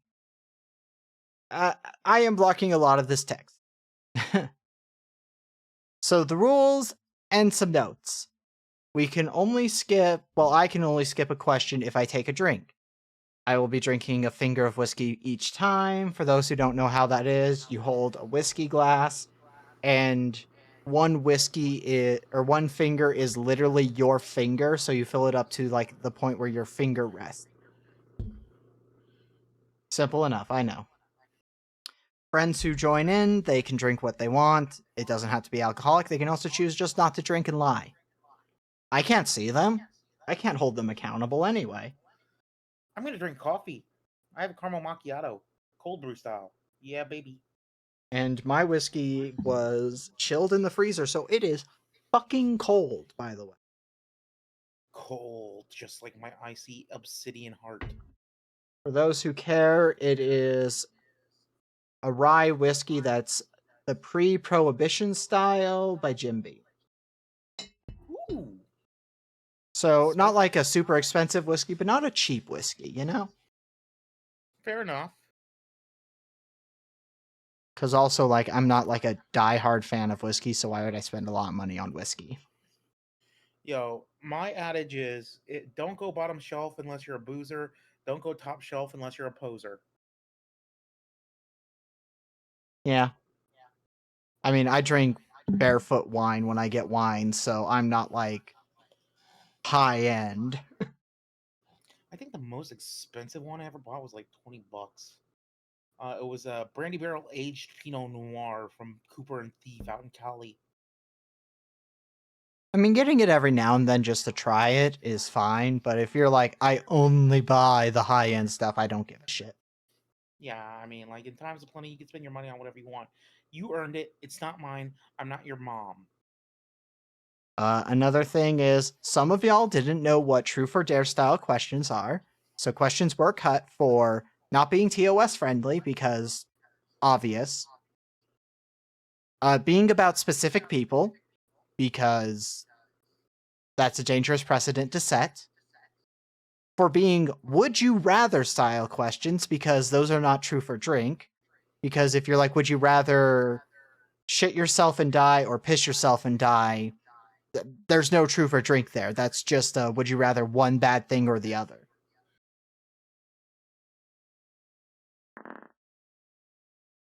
And another one is like if I thought the question would just be boring from a stream standpoint because this is supposed to be entertainment. Fair enough. Although We that yield, said, my the dark first question master. is just how's it going?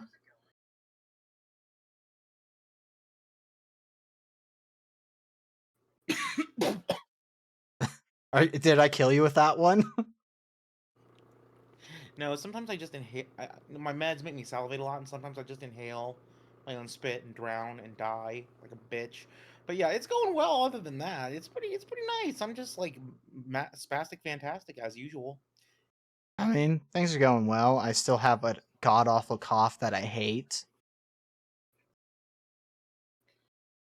Because, I don't like coughing all the damn time. Just level up. It'll evolve into wheezing. It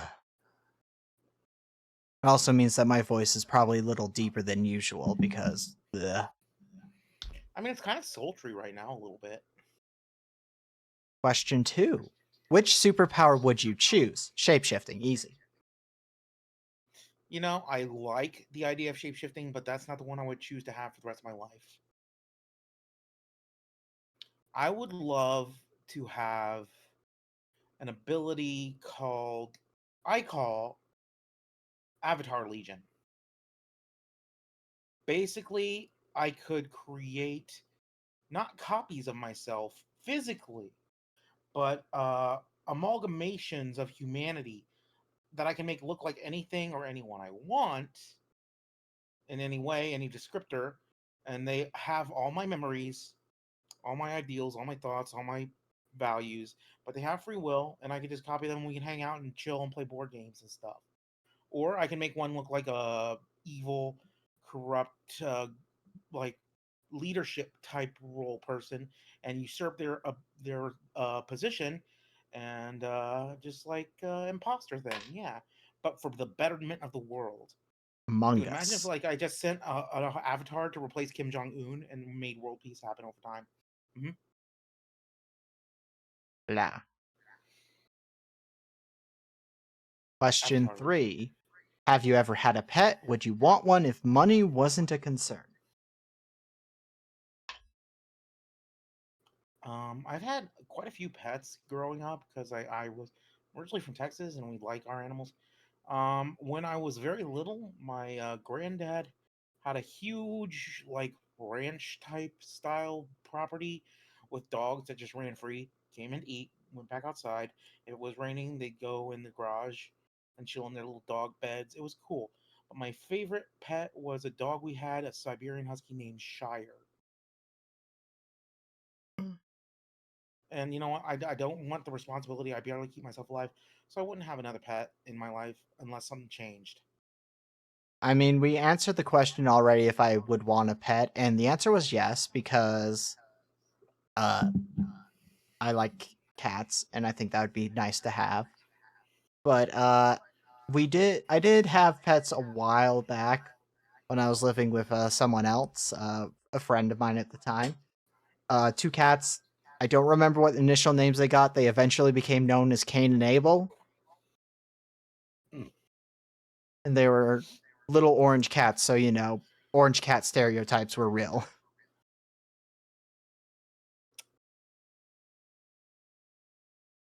Cain and Abel makes me think of Nintendo. Why? Because since Cain did what he did, they were the original Smash Bros.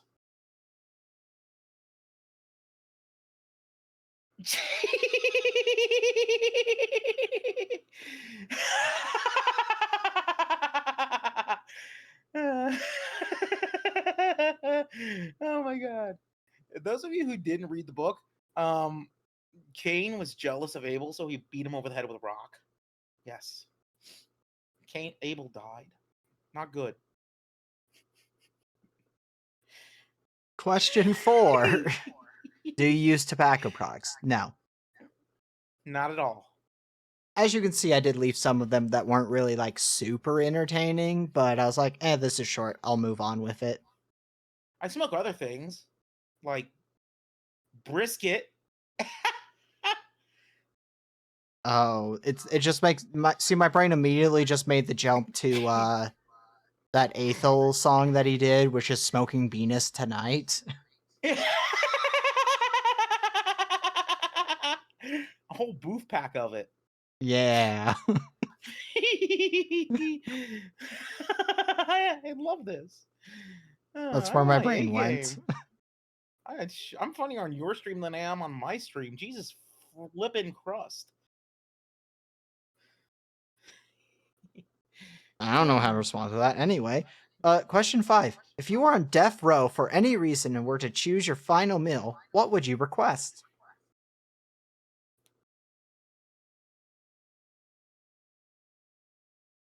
I'm thinking. I like food. And if I was gonna have one thing one last time before I died,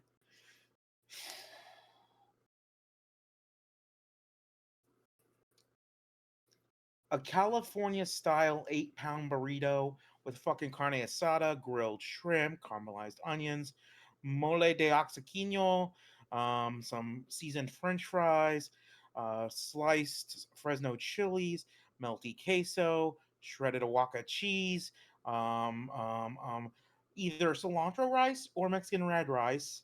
Um, Definitely some.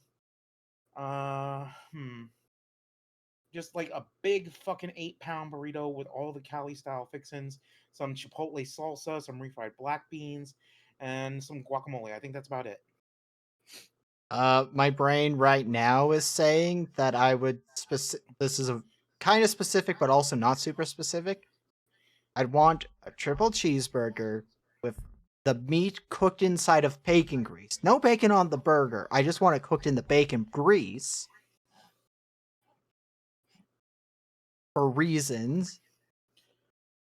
Simple bun, cheese, probably American because as much as it's not real cheese, I love the taste, so.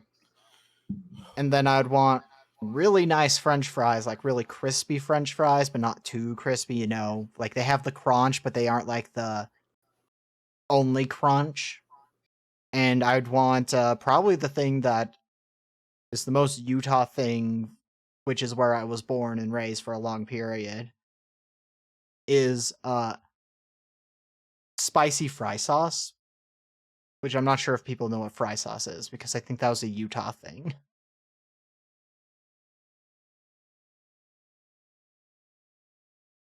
Yeah.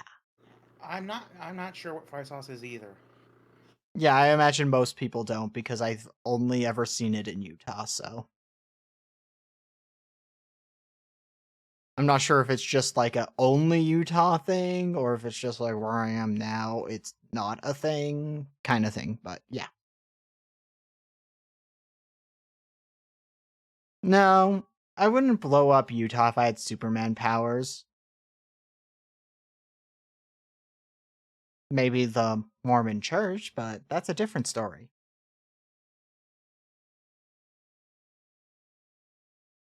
Anyway, question 6. How many times have you bought something of an ad? What was it? Ridge Wallet. And I've bought a lot of things off of a lot of ads because of ads, but not off of TV or like a YouTube ad. Usually just things I see in passing on like the shop app sometimes. Yes. Like, sometimes an ad has made me go, oh, that's something I should probably get, but I've never really been like, specific, like, oh, this ad made me buy this. Sometimes an ad, like that'll happen with video games sometimes where I'll see an ad or like a recommendation. And I'll be like, oh, okay, yeah, that looks like my type of shit. But nothing really comes to mind specifically. It's something that you don't register happens because that's the point of a good ad is it subliminally makes you want to buy something.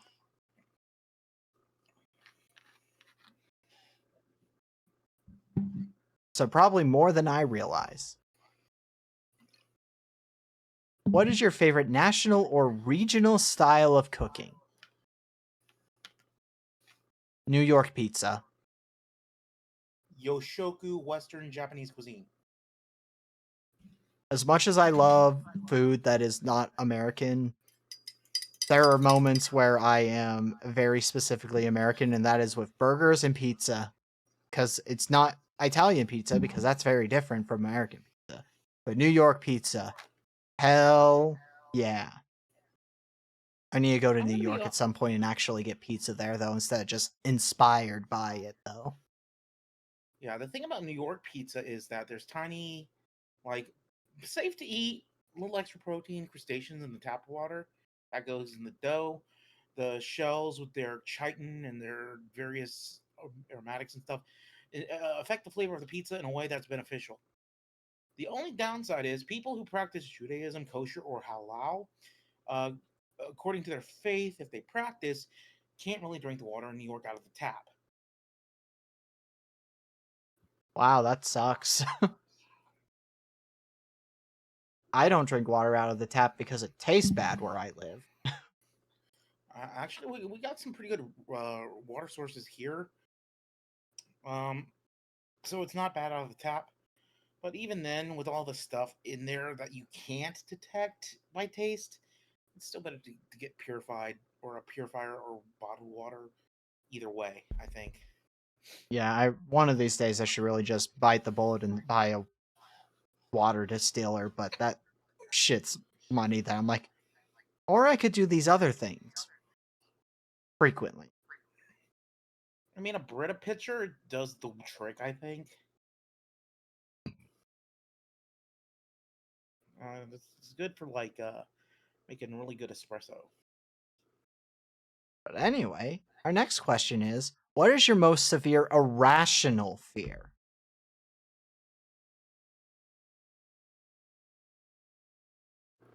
I'm terrified of gasoline-powered lawnmowers,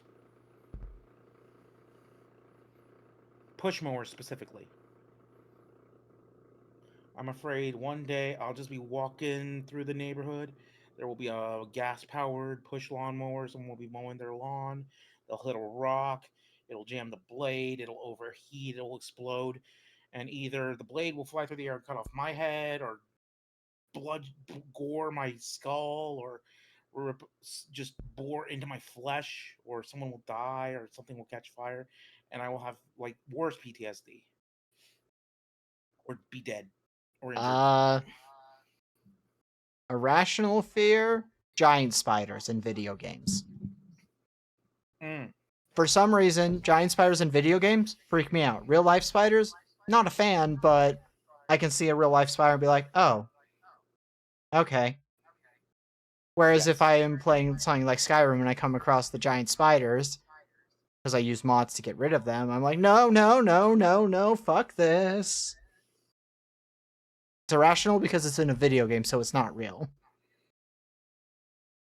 But mana, none of this is real.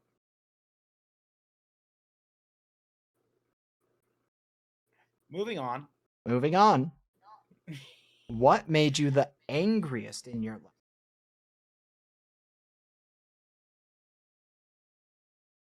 No, Jazz, there are not video game sized spiders in real life. They're not spiders the size of me.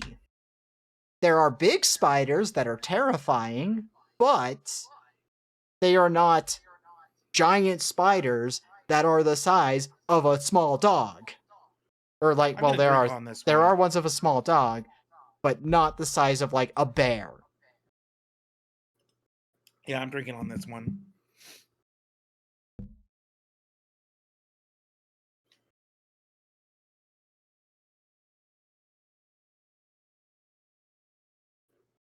I don't know is the thing because I like will get really angry at certain points and then like later on I don't know what? No, no, it's Fallout 4. In Fallout 4, when I figured out what was going on with Sean, I was pissed. I was ranting to nobody when that happened in the game, and then my roommate at the time walked in and was like, "What are you doing?" And I'm like, "Fallout 4, look at this bullshit." And I went on the whole rant again to that person. You know, I am gonna answer this. When I was like 11 playing Pokemon Stadium for the Nintendo 64, fucking I was fighting Blaine in the gym leader castle, and the motherfucking Rapidash kept using Fire Spin, spamming it over and over and over and over and over, like 9 trillion times. And it did very minimal damage, so my Pokemon didn't faint for like an hour, and I kept going through this. And every time they weren't using Fire Spin, they were doing some stupid ass bullshit to skip my turn anyway. So it was like, fuck. Yeah, video games can. The reason I know Fallout 4 it made me the angriest is because months later, somebody was talking to me, and for some reason, Fallout 4 came off, and I went on the rant again, just as angrily as I did initially. Jesus. That's how I know that has to have been the angriest I've been, because I was so mad about it that it came back. Like here's the thing about you, girl. I don't really invest energy or effort into being angry at all. I'm pretty chill.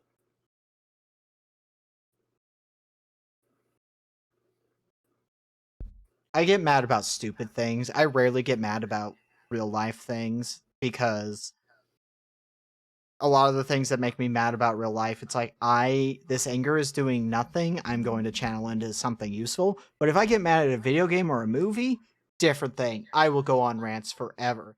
Another moment that's definitely very angry in my life was the fucking final reveal of the movie Camp, or no, not Camp, uh Slaughter High. Fuck that movie and its bullshit. It could have been a great one.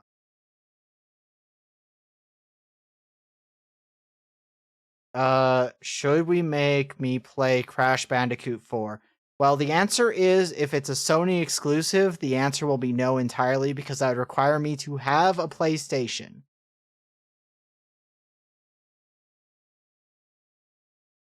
And then use my capture card, which isn't the problem, but I fucking hate Sony because of losing my account forever ago and they couldn't get it back. And like the only thing they could do is like remove my payment information, so I lost like things I bought because of somebody hacking it. Anyway, question 10. What would you do if you got successful?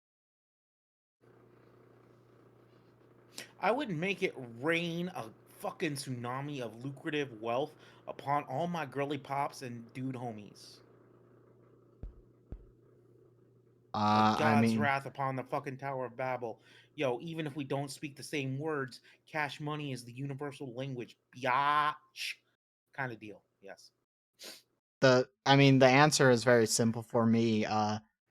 One, I would just quit my full-time job because I could do that. And then I would probably want to make a video game.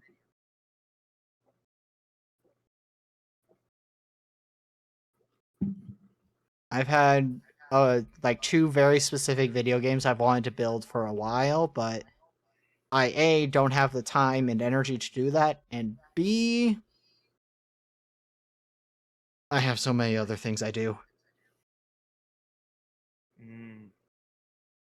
I want to be a veritable platonic sugar mommy for all my friends. Oh my god, I just noticed on my keyboard. This is a distraction obviously, but on my you know how you have the arrow keys up, down, left, right? Yes. Mine also, when they were made, apparently they when they have like the white text they put on certain keys if it has like double functions, Mm-hmm. they put WASD on them. Weird. Which I mean, technically yes. Yes, but also no. And they did in much smaller ones that I had to literally get right up next to it to see for sure. They also have up, down, left, right on WASD. Oh my god, this keyboard is made for people who are stupid as fuck, apparently. Then why do you have it? Because it came with my PC, and I like how Oh, it feels. that's pretty cool. But also, like, the small detail, I'm like, wow, this is made for dumb people, apparently. It's the perfect keyboard for your girl caffeinette, I guess. Then. Hmm.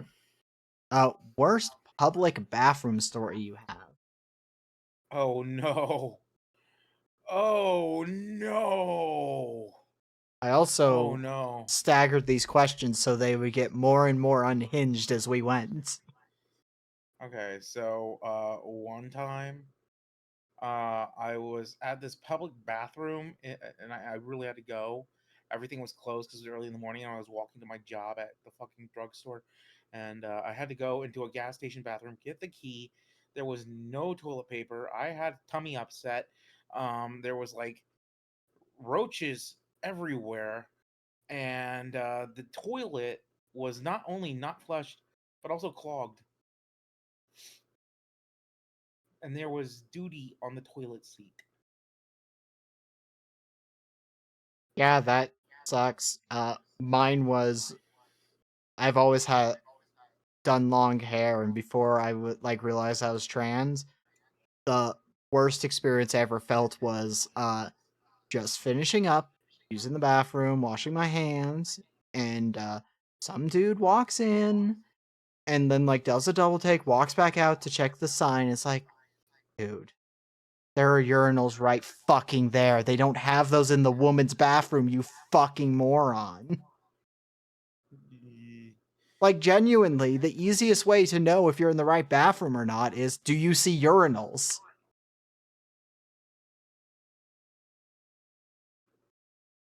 You know, and I literally responded when they walked back in, and was like, wow, you're a fucking asshole.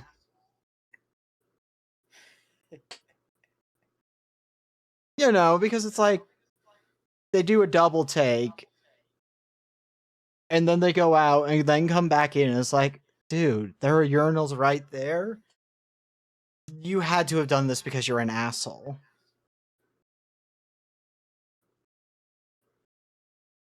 Could But be he's an but the asshole. thing is, if you're an adult male, you at least know that women don't have penises, so they have to sit down to pee. Maybe you just exuded that much feminine charm before you realized who you were. I guess, but also, fuck you, there are urinals literally right behind me as I'm washing my hands. Uh, Anyway, your most interesting experience or assignment in high school English. hmm. Wait, creative writing class as an elective is English adjacent. Does that count? Yeah. Cool.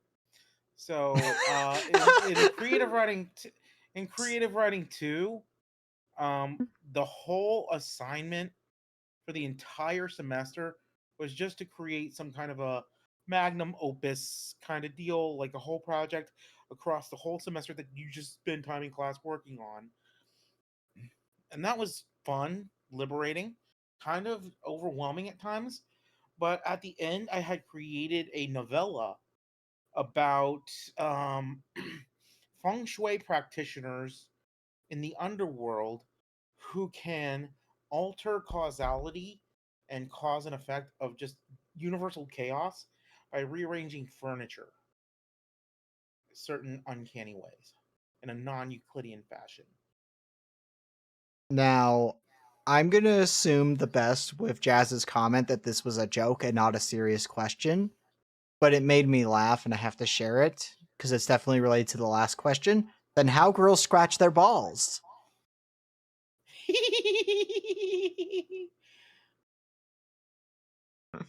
Dude, it's Uh, 2026. A girl can stand to pee. I genuinely don't really remember many assignments from English. Wait. No, I remember actually there was no, that was a history class. Never mind.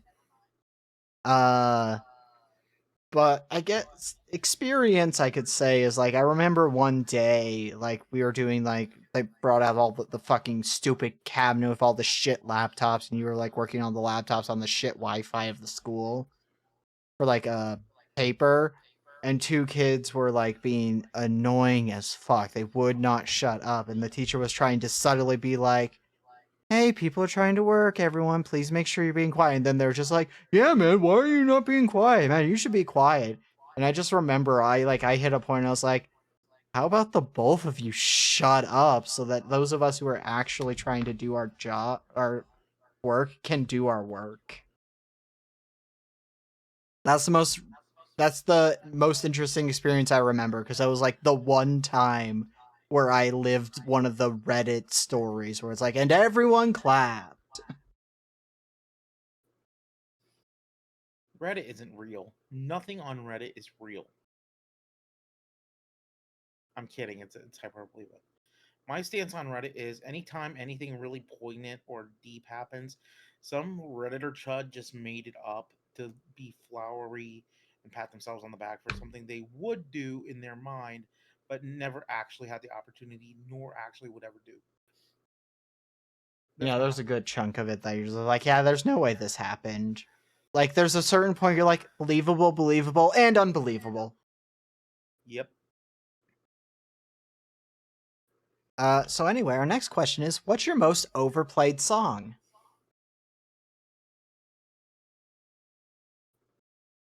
Big Booty Bitches by the Teaspoon DJ Squad. Original Eargasm. It comes in waves and goes. Like sometimes the song is one thing and then it changes. Like for a long time, it was the entirety of the Bangarang album from Skrillex. Love that And album. back when I was very deep into MLP, it was MLP music. I still listen to Scraton, I think is how the name is pronounced, which they started off as a MLP character and then they changed. Uh, Recently, it has specifically been the Weather song "Lonely Vampire." Hmm. Or no, they're not the Weathers. They're just Weathers. My brain just goes like, oh yes, the Led Zeppelin, where it adds the even though it's not there. The Blue Oyster Cult, the Sums. That one's a specific joke that you need to see like a specific Sum 41 video to see. Oh, I love Sum 41, especially that song No Reason from their album Chuck. There's a lot of great stuff. I'm definitely No Killer, No Filler as like my go-to album of theirs. But I mean, all of their stuff is pretty good. Even the stuff that I think is kind of like too self-serious for them, I think, yeah, it's pretty good. I mean, fair. Hmm. No, there's a band called Weathers, and they have a song called Lonely Vampire. That's what I'm talking about, Jazz.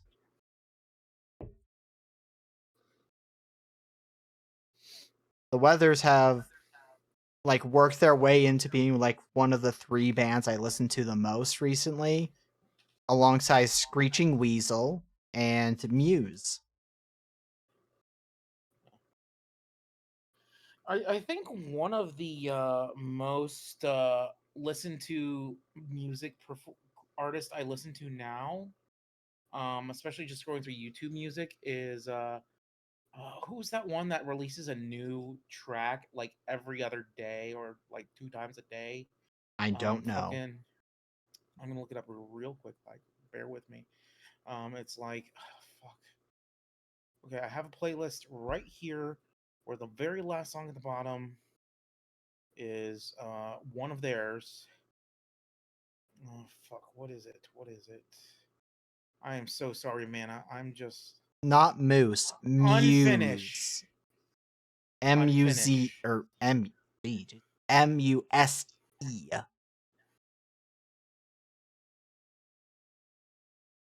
Right. Unfinished is the artist that releases like a new EDM track every day or twice a day sometimes. It's crazy. But they're pretty good. They're pretty banger. There was also a period where I listened to specifically Human Love by Night Stop. That song's still really good though. So I mean, highly recommend Night Stop as a general thing if you like synthwave. Ooh. Anyway, what's the stupidest thing you did as a kid? What about as a teen?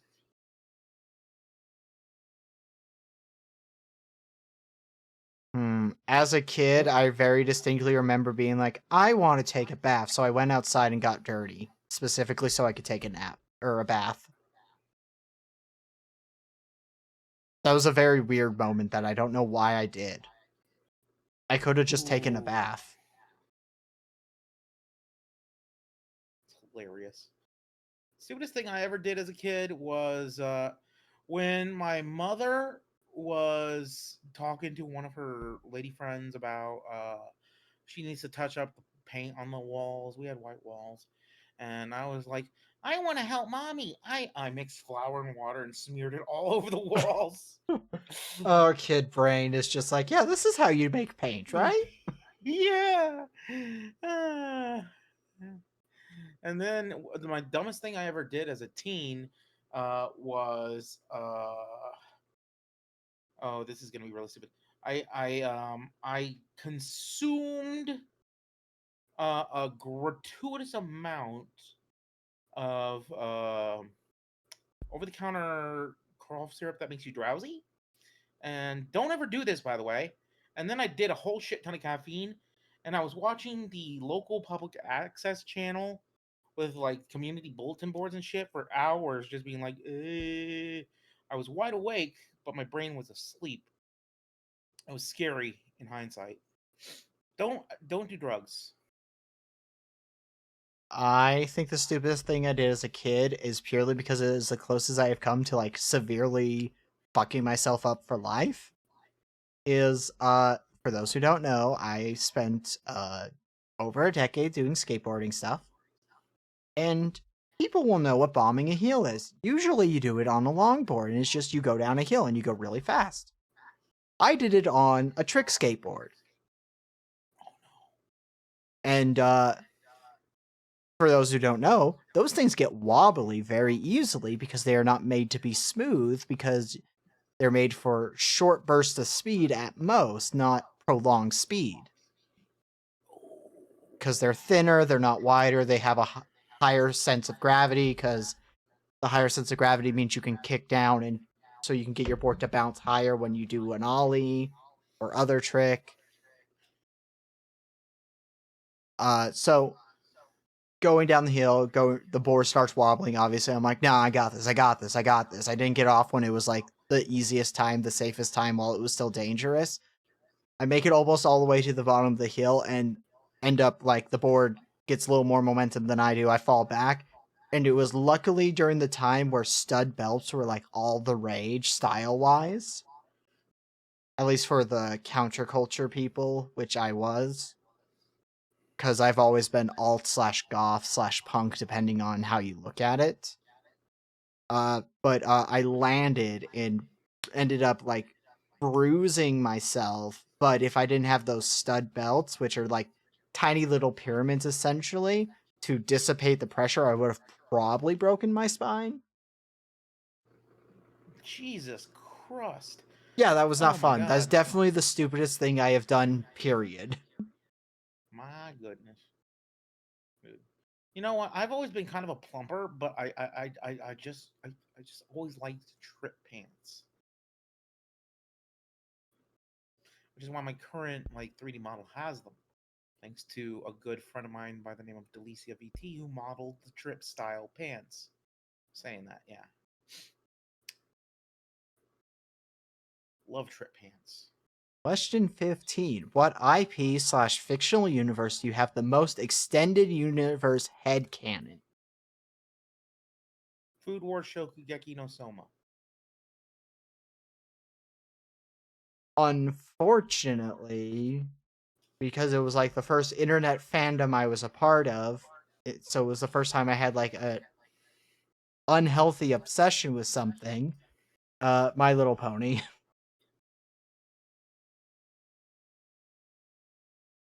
Man, I don't know if this is okay to bring up because I don't know anything about it. But one of my roommates used to be a brony, but left because of something called Rainbow Factory. What the fuck even is that? He's like all So shooken and traumatized by it, so he won't even tell me what it is, you, just to never so look it up. you know basically what creepy pastas are. Yeah. I know of creepypastas. Yes, I've only like So seen Rainbow a couple. Factory is a creepypasta in the My Little Pony universe. I know, shocker. Where it talks about the origins of where rainbows come from, and it's ground up Pegasus. That's You it. know what? In a brief summary, it's not as bad as he says it is. But at Well, the that's same a brief token, if they went, summary. yeah, that makes me want to look it up even less, which was 0 before. So yeah, okay, we're good. It's basically in the same vein as cupcakes, which I'm is scared. probably the creepypasta people outside of the community know about. Um, Just think Sweeney Todd, but it's characters doing it to characters. Anyway, what's the most interesting asshole driver moment you've seen? when I was walking to high school in the rain when I was like 15 for like 3 miles, getting torrentially drenched, but I had an umbrella. Some dude in a pickup truck swerved into a huge puddle and splashed me. I was absolutely soaked and soggy and drenched and saturated. It was not fun. And I still had a mile and a half to go. I mean, my go-to is like, oh, I'm speeding. I'm going like 10 over the speed limit. I'm definitely speeding. Somebody whizzes past me because I'm driving way too slow for them. It's like, what the fuck, man? I'm already breaking the law. What the fuck? I'm sure there are other examples that are probably more, but that's the one that always comes to mind because it happens the most. Wait, I have one that's even worse than the splash one. Oh, I One time I was riding my unintentionally bike. did a Mickey Mouse voice, apparently. hmm So when I was like 8 or 9, I was riding my bicycle to a nearby municipal playground park thing, and this dude swerves around a corner like fucking drifting Tokyo Drift style in a fucking Cadillac. He's like 80. He's going like double the speed limit. He crashes into me. I go flying into the nearby like grassy knoll. It's fucked up. Yeah, drivers are assholes. Wait, there's one even worse than that. Holy shit. So one time I was riding my bike to the library as a kid, and this dude ran me off the road because I wasn't going fast enough and he didn't feel like going around, even though there was no traffic. Broke my ankle. How much? This is one of the. This is where we start to get into weird ones. I want to say that. How much money would you need to be paid to have all of your water taste like piss and your food to taste like poop?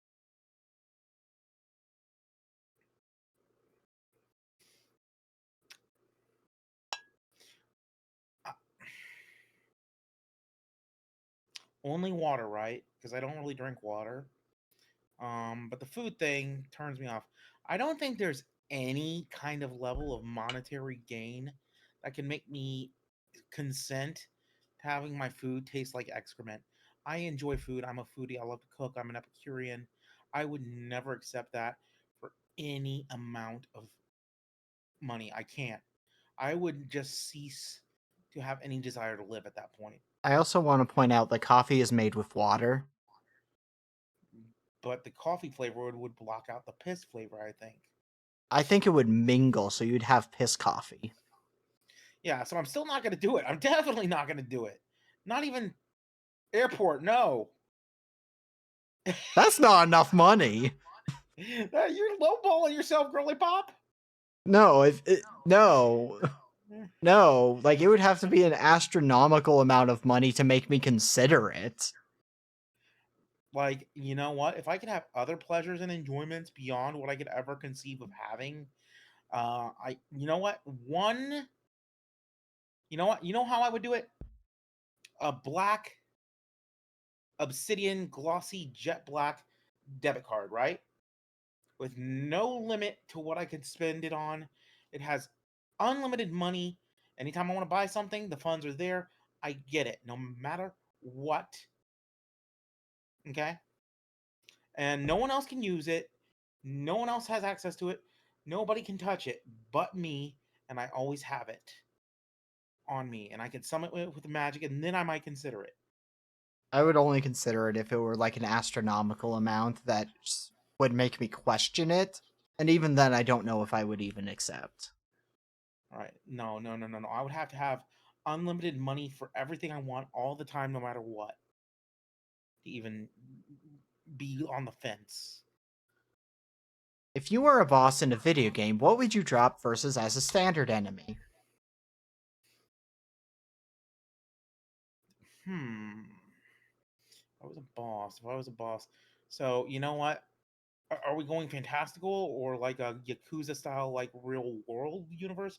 I mean, I it need a just little more says context. boss in a video game. So, okay, supposing Caffeinet was a boss in a video game, like I don't know, like a fucking status item that gives you a permanent speed and fucking intelligence boost. That's really like substantial, but it lowers your health slightly. Base health, yes. I feel like you would also, if you were just a standard enemy, you just drop coffee or energy drinks. Yeah, pretty much. But like, Um, yeah, I think like a really powerful stat increase permanent buff item would be good with a little cost. I would drop a choker. It would have some kind of weird specific ability, but it would definitely just be a choker because that's probably design wise the most specific thing and most striking thing in the design. Honestly, if you dropped a choker at a video game and it was like an RPG, I think the stat boost would be like charisma and media literacy plus 10. Mm-hmm. But as a standard enemy, rabbit fur. Lucky rabbit's foot. Oh yeah, and then there's like the 1% chance I drop a Lucky's rabbit foot that gives you like a stupid boost to your luck. So you just see people getting pissed off as they are grinding against me. Um, I realize how that sounds out of context. I just got it.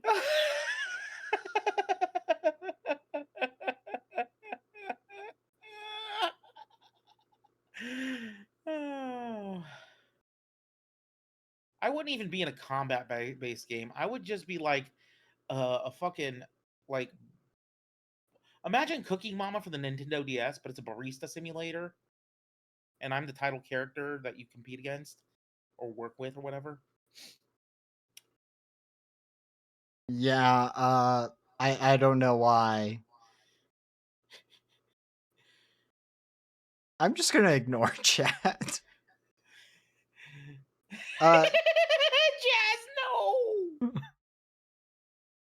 Question 19. If and you had to select 3 unique and specific superpowers that are below God tier, but when used in unison could be goaded, which 3 would you choose and why? Bonus points if you give it a MHA quirk name. So I would go with my Avatar Legion ability, Omniglot, which is the ability to speak, read, write, and understand any world language, or in and Warp Gate, which is an ability to where it's like the portals in Portal, but you can set one remotely. So basically, um, the combination of the three would be called Insidious Usurper. And basically, what I would do is I would just safely and humanely and not lethally or violently relocate corrupt politicians to some remote area where they can just function and survive and create their own shitty society. And then I would put my avatars, whom I can make them look anything like I want, to work in their stead and create a better society. And and because of Omniglot, the language barrier wouldn't really be there at all. So I could replace Kim Jong Un, uh, like some dictator in somewhere in a remote part of the world, leadership of Myanmar, Cough, cough, congressmen who Putin, are cough, just cough. yes, I'm done.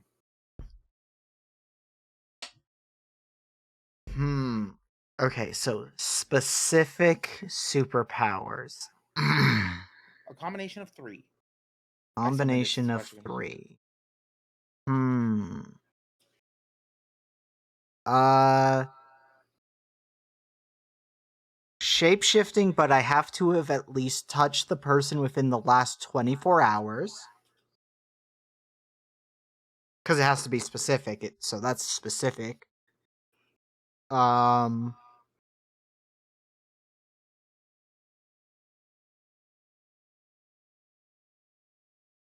Invulnerability, but only while I'm holding my breath.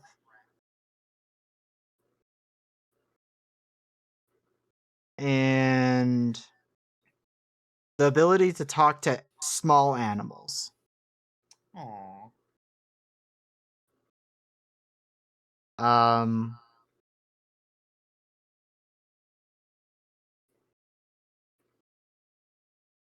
The breathalyzer.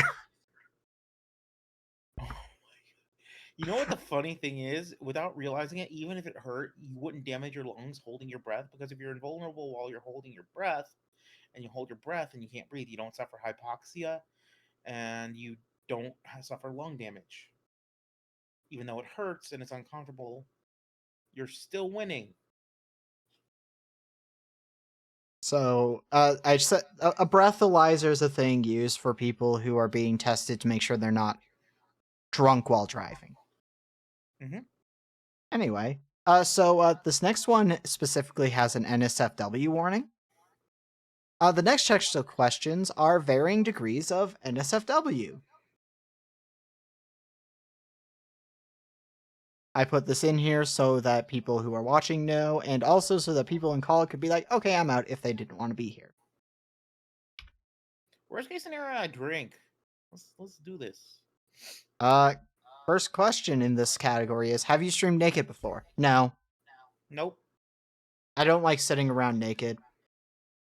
I don't even like being without a top. I am Be a honest. oversized shirt and underwear bitch. I'm wearing a full set of clothes right now. What was your first experience with a spicy toy? I specifically changed a lot of these words to spicy. So these are not the initial words in the question.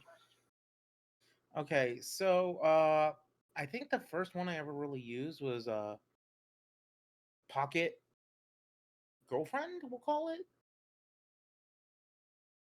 Modeled after a spicy video performer by the name of Riley Reid. Before that, I just went all natural with hand stuff. It's not anything to worry about.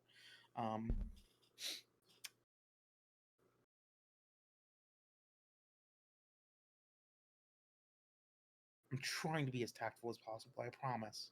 I'm tempted to drink because I don't really know, but also I don't think my stomach wants whiskey right now. Oh no! An impasse! Oh, Uh ads. Hmm. oh well, there is an ad break, so we'll wait on answering this question. Okay. So Or you that could just answer it honestly and no one in chat would ever know. you know what, that Except for is the people who are fair. subbed. Yeah. And Let's just I'll take the truth to my grave too. uh it was a insertable thing with a tube to pump things through it. Yes. Oh man, I hope you didn't get one that was too like imposing, because like you got to work your way up to some of those. Oh no, it was reasonable. Oh, good, good, good. With a bulbous section so that you know when you have hit the base. Good to know. You know what? Safe sex extends past having a partner. Even when you're alone, you got to practice those precautions. It was from that site that you've almost definitely been sent as a joke by your one friend.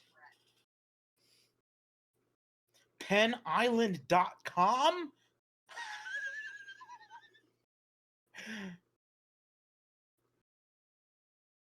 Nothing. I answered the question and it was unimportant. That's what you missed. Yeah, pretty mundane actually. Pretty Yeah, yeah, pretty very vanilla. it wasn't surprisingly raunchy for a first experience with a toy. Nope. Mm-mm. Kind of boring. I'm kind of disappointed in you, Mana. Yeah, I mean, as somebody who is very honest about how being I'm a freak, even though I am not a freak online. Mm-hmm. Not that freaky. Nope, not at all. Not in the least. Definitely not something you would expect somebody to choose for their first experience with a toy, but hey. Dude. At least we didn't go into something you used that was not meant to be a toy. That would be a whole shit show in my Well, it case. said with a spicy toy, so it didn't say with a tool, so you Hmm. don't know. I mean, I don't want to go into details about the mug cake, but there was a mug cake involved at some point. Uh, and then the next question is the most amount of times you've done it with one partner. Like over time or in one session. I imagine it just means in general. Okay, I got to do some calculations. Let me get my spreadsheet. Okay. So I haven't had any experience with a partner since I was 19, and I'm 37 now. I've had one entire adult lifespan since I've had any intimacy of that nature. But I would say between November of 2007, when I was 18, to February or March of 2008, when I was 19, I would say I've done it at least 9 to 12 times with the same woman. People in chat are discussing the idea of selling a used vibrator. Depends who used it first, I guess. I don't know, dude. Some, you know what? Some suburban moms will have parties where they swap and share and trade. The answer is probably less than 10 because I've had multiple partners, but none of them can keep up with the fact that I'm an. I applaud that. And trust me, I hate that I'm an info. It sucks. I mean, it's not ideal, but I accept you regardless, no matter what. That's what friendship is. So, would you drink in a car? No, that's legal. Would you boink in a car? Oh fuck. Okay. No. Uh, Not no way in hell. I would not initiate it, but if somebody initiated, it would depend, but I'd probably be like, you know what, okay. But You know I'm what? At not this gonna be the one who's like, oh yeah, this is the time we should get it on. no. Honestly, I think I'm on the A spectrum to a degree because honestly, I wouldn't go past get performing third base actions because I don't really have that drive or desire. I Well, don't even want to get my no also, no all of bits. y'all are big. I'm tiny. I could work with that kind of space.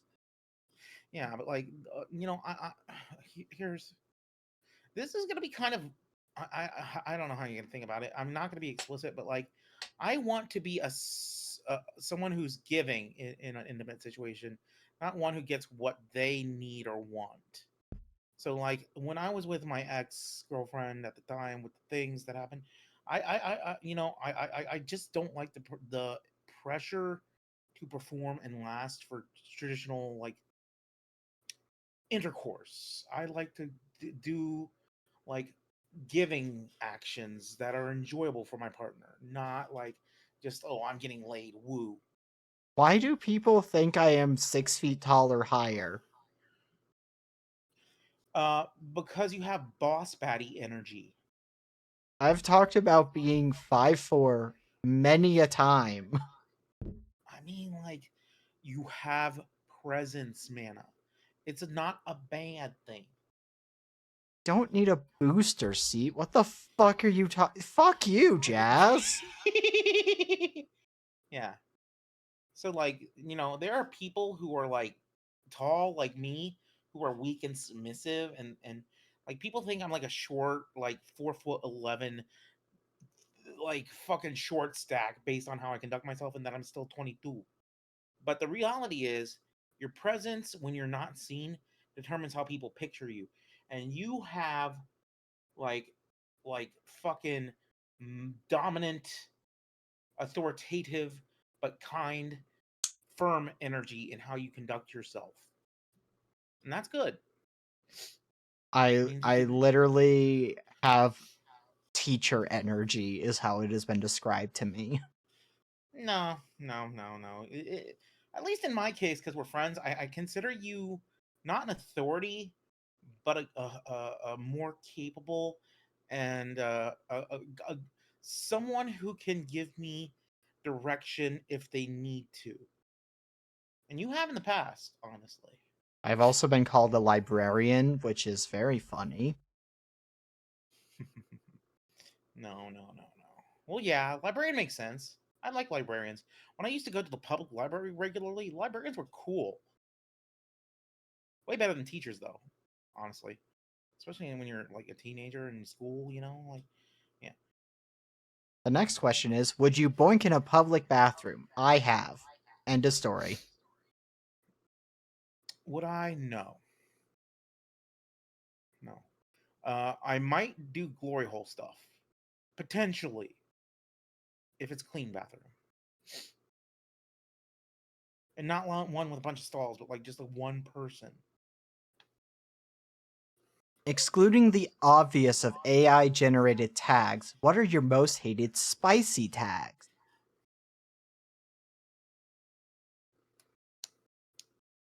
I think we should amend this.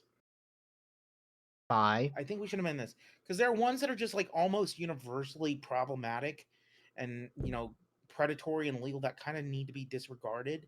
Just like things that are based on personal preference versus ethics and morality.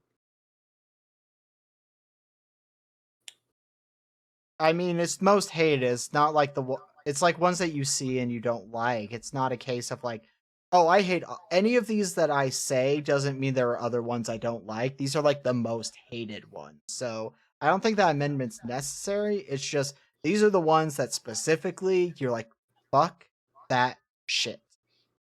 Okay, the one I hate most more than anything, excluding the obvious ones, would have to be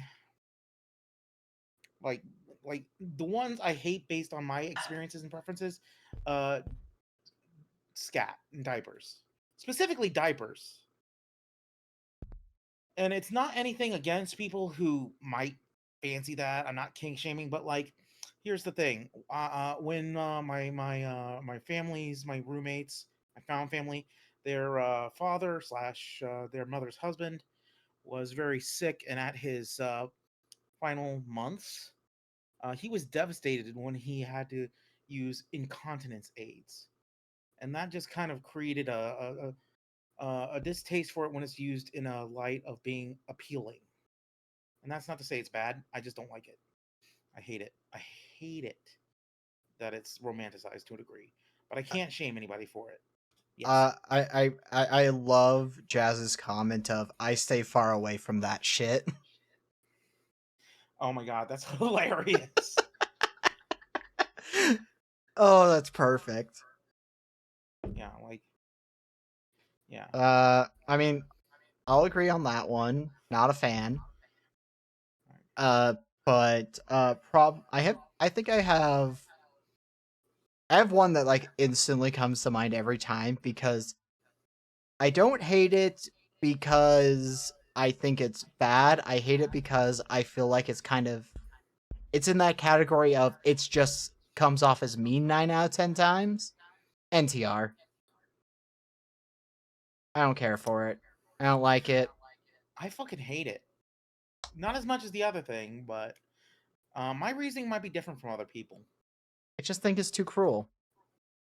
Exactly. I just don't like the idea of non-consensual extramarital relations. Because like if it's like an open marriage, like yo, my wife is kind of freaky and I can't keep up all of the time. If she wants to go get it somewhere else where I can't deliver, that's fine. That's one thing. But if like fucking a married couple, one of them goes cheats on the other for fun and just hides it and like lets them strings them along and deceives them. That's not ethical. Uh, my take is just it always comes off as it focused too much on the cruelty, and I would like I if you're gonna tell a story and like cheating's a big part of it and it's gonna have spicy stuff, sure, whatever. I can handle that.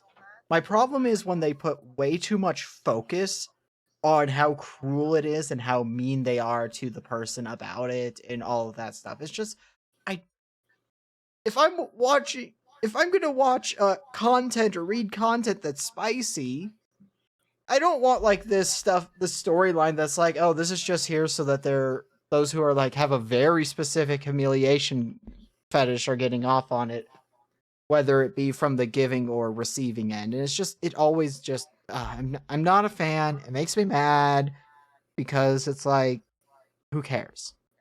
Yeah. Anyway, our next question is the top 5 uncommon spicy tags.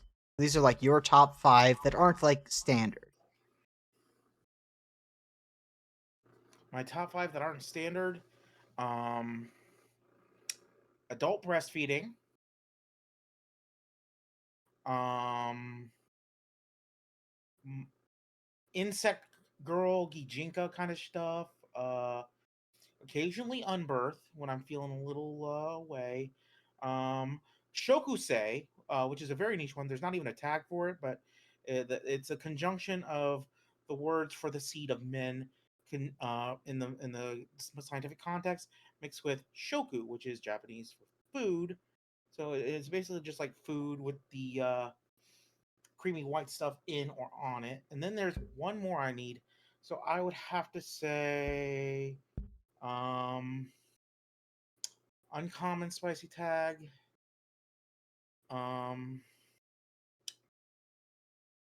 hmm. A fifth one is gonna be hard to think of. So I think I would go um enema.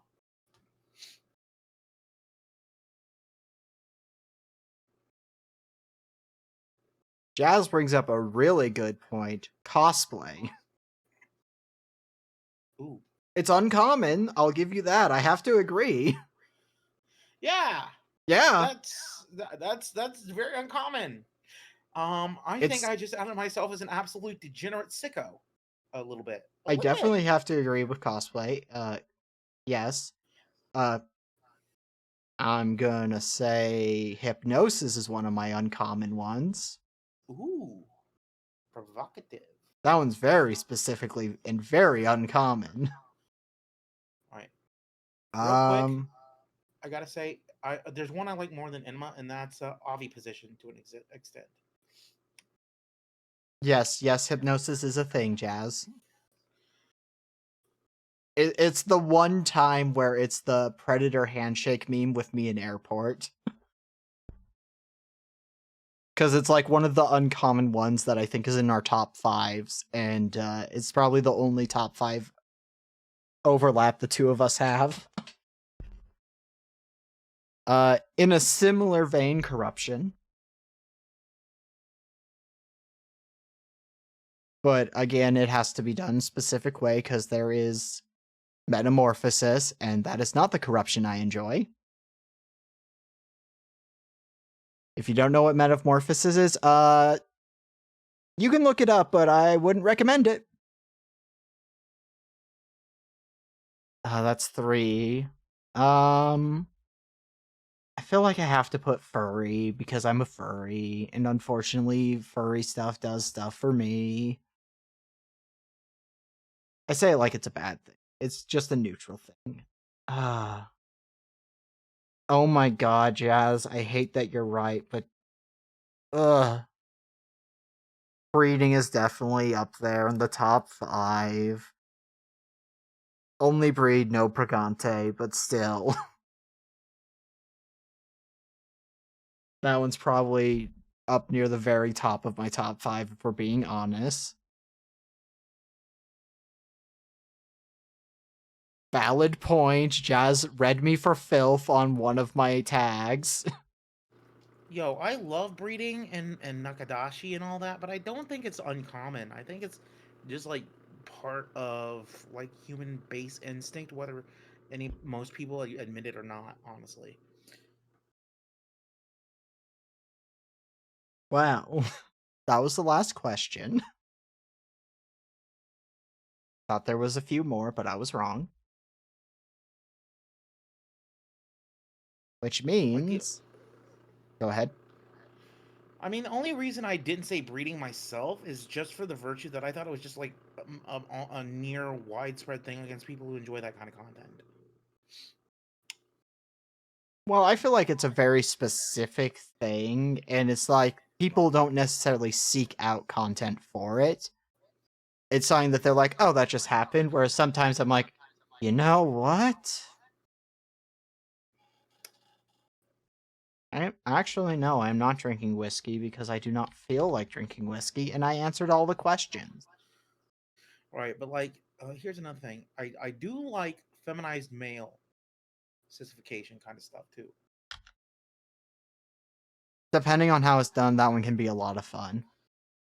Yeah, like it's pretty cool. Uh, like even a burly, jacked, brolic guy in enough makeup and you know, sexy dress and lingerie can be just as hot as anybody else whom I find attractive, which is a My lot of brain fun. immediately just went to JoJo's Part 2 where Joseph dresses in drag. You know what? I'm not. I'm on the A spectrum, but I'm pan romantic. So like any combination of sex, gender, lack of gender, abundance of gender, or like dress can be attractive. Like most of what I find attractive is how people conduct themselves, treat others, and just how they carry themselves more so than anything about body type or anything else, you know? I Like, bro, I don't my like beards or facial hair, but I used to date a guy who was a lumberjack and he was sweet as hell and I loved him. I'm gonna say that the feminization statement, my favorite one is when like the person during it is like, oh no, why does this feel so nice? That's my favorite one when it's like the simple, soft feminizing, and then the person's like, oh, I'm feeling things. Yeah.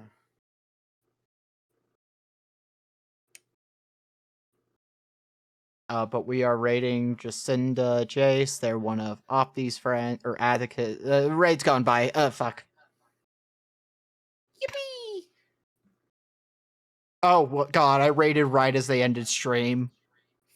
Fucking A.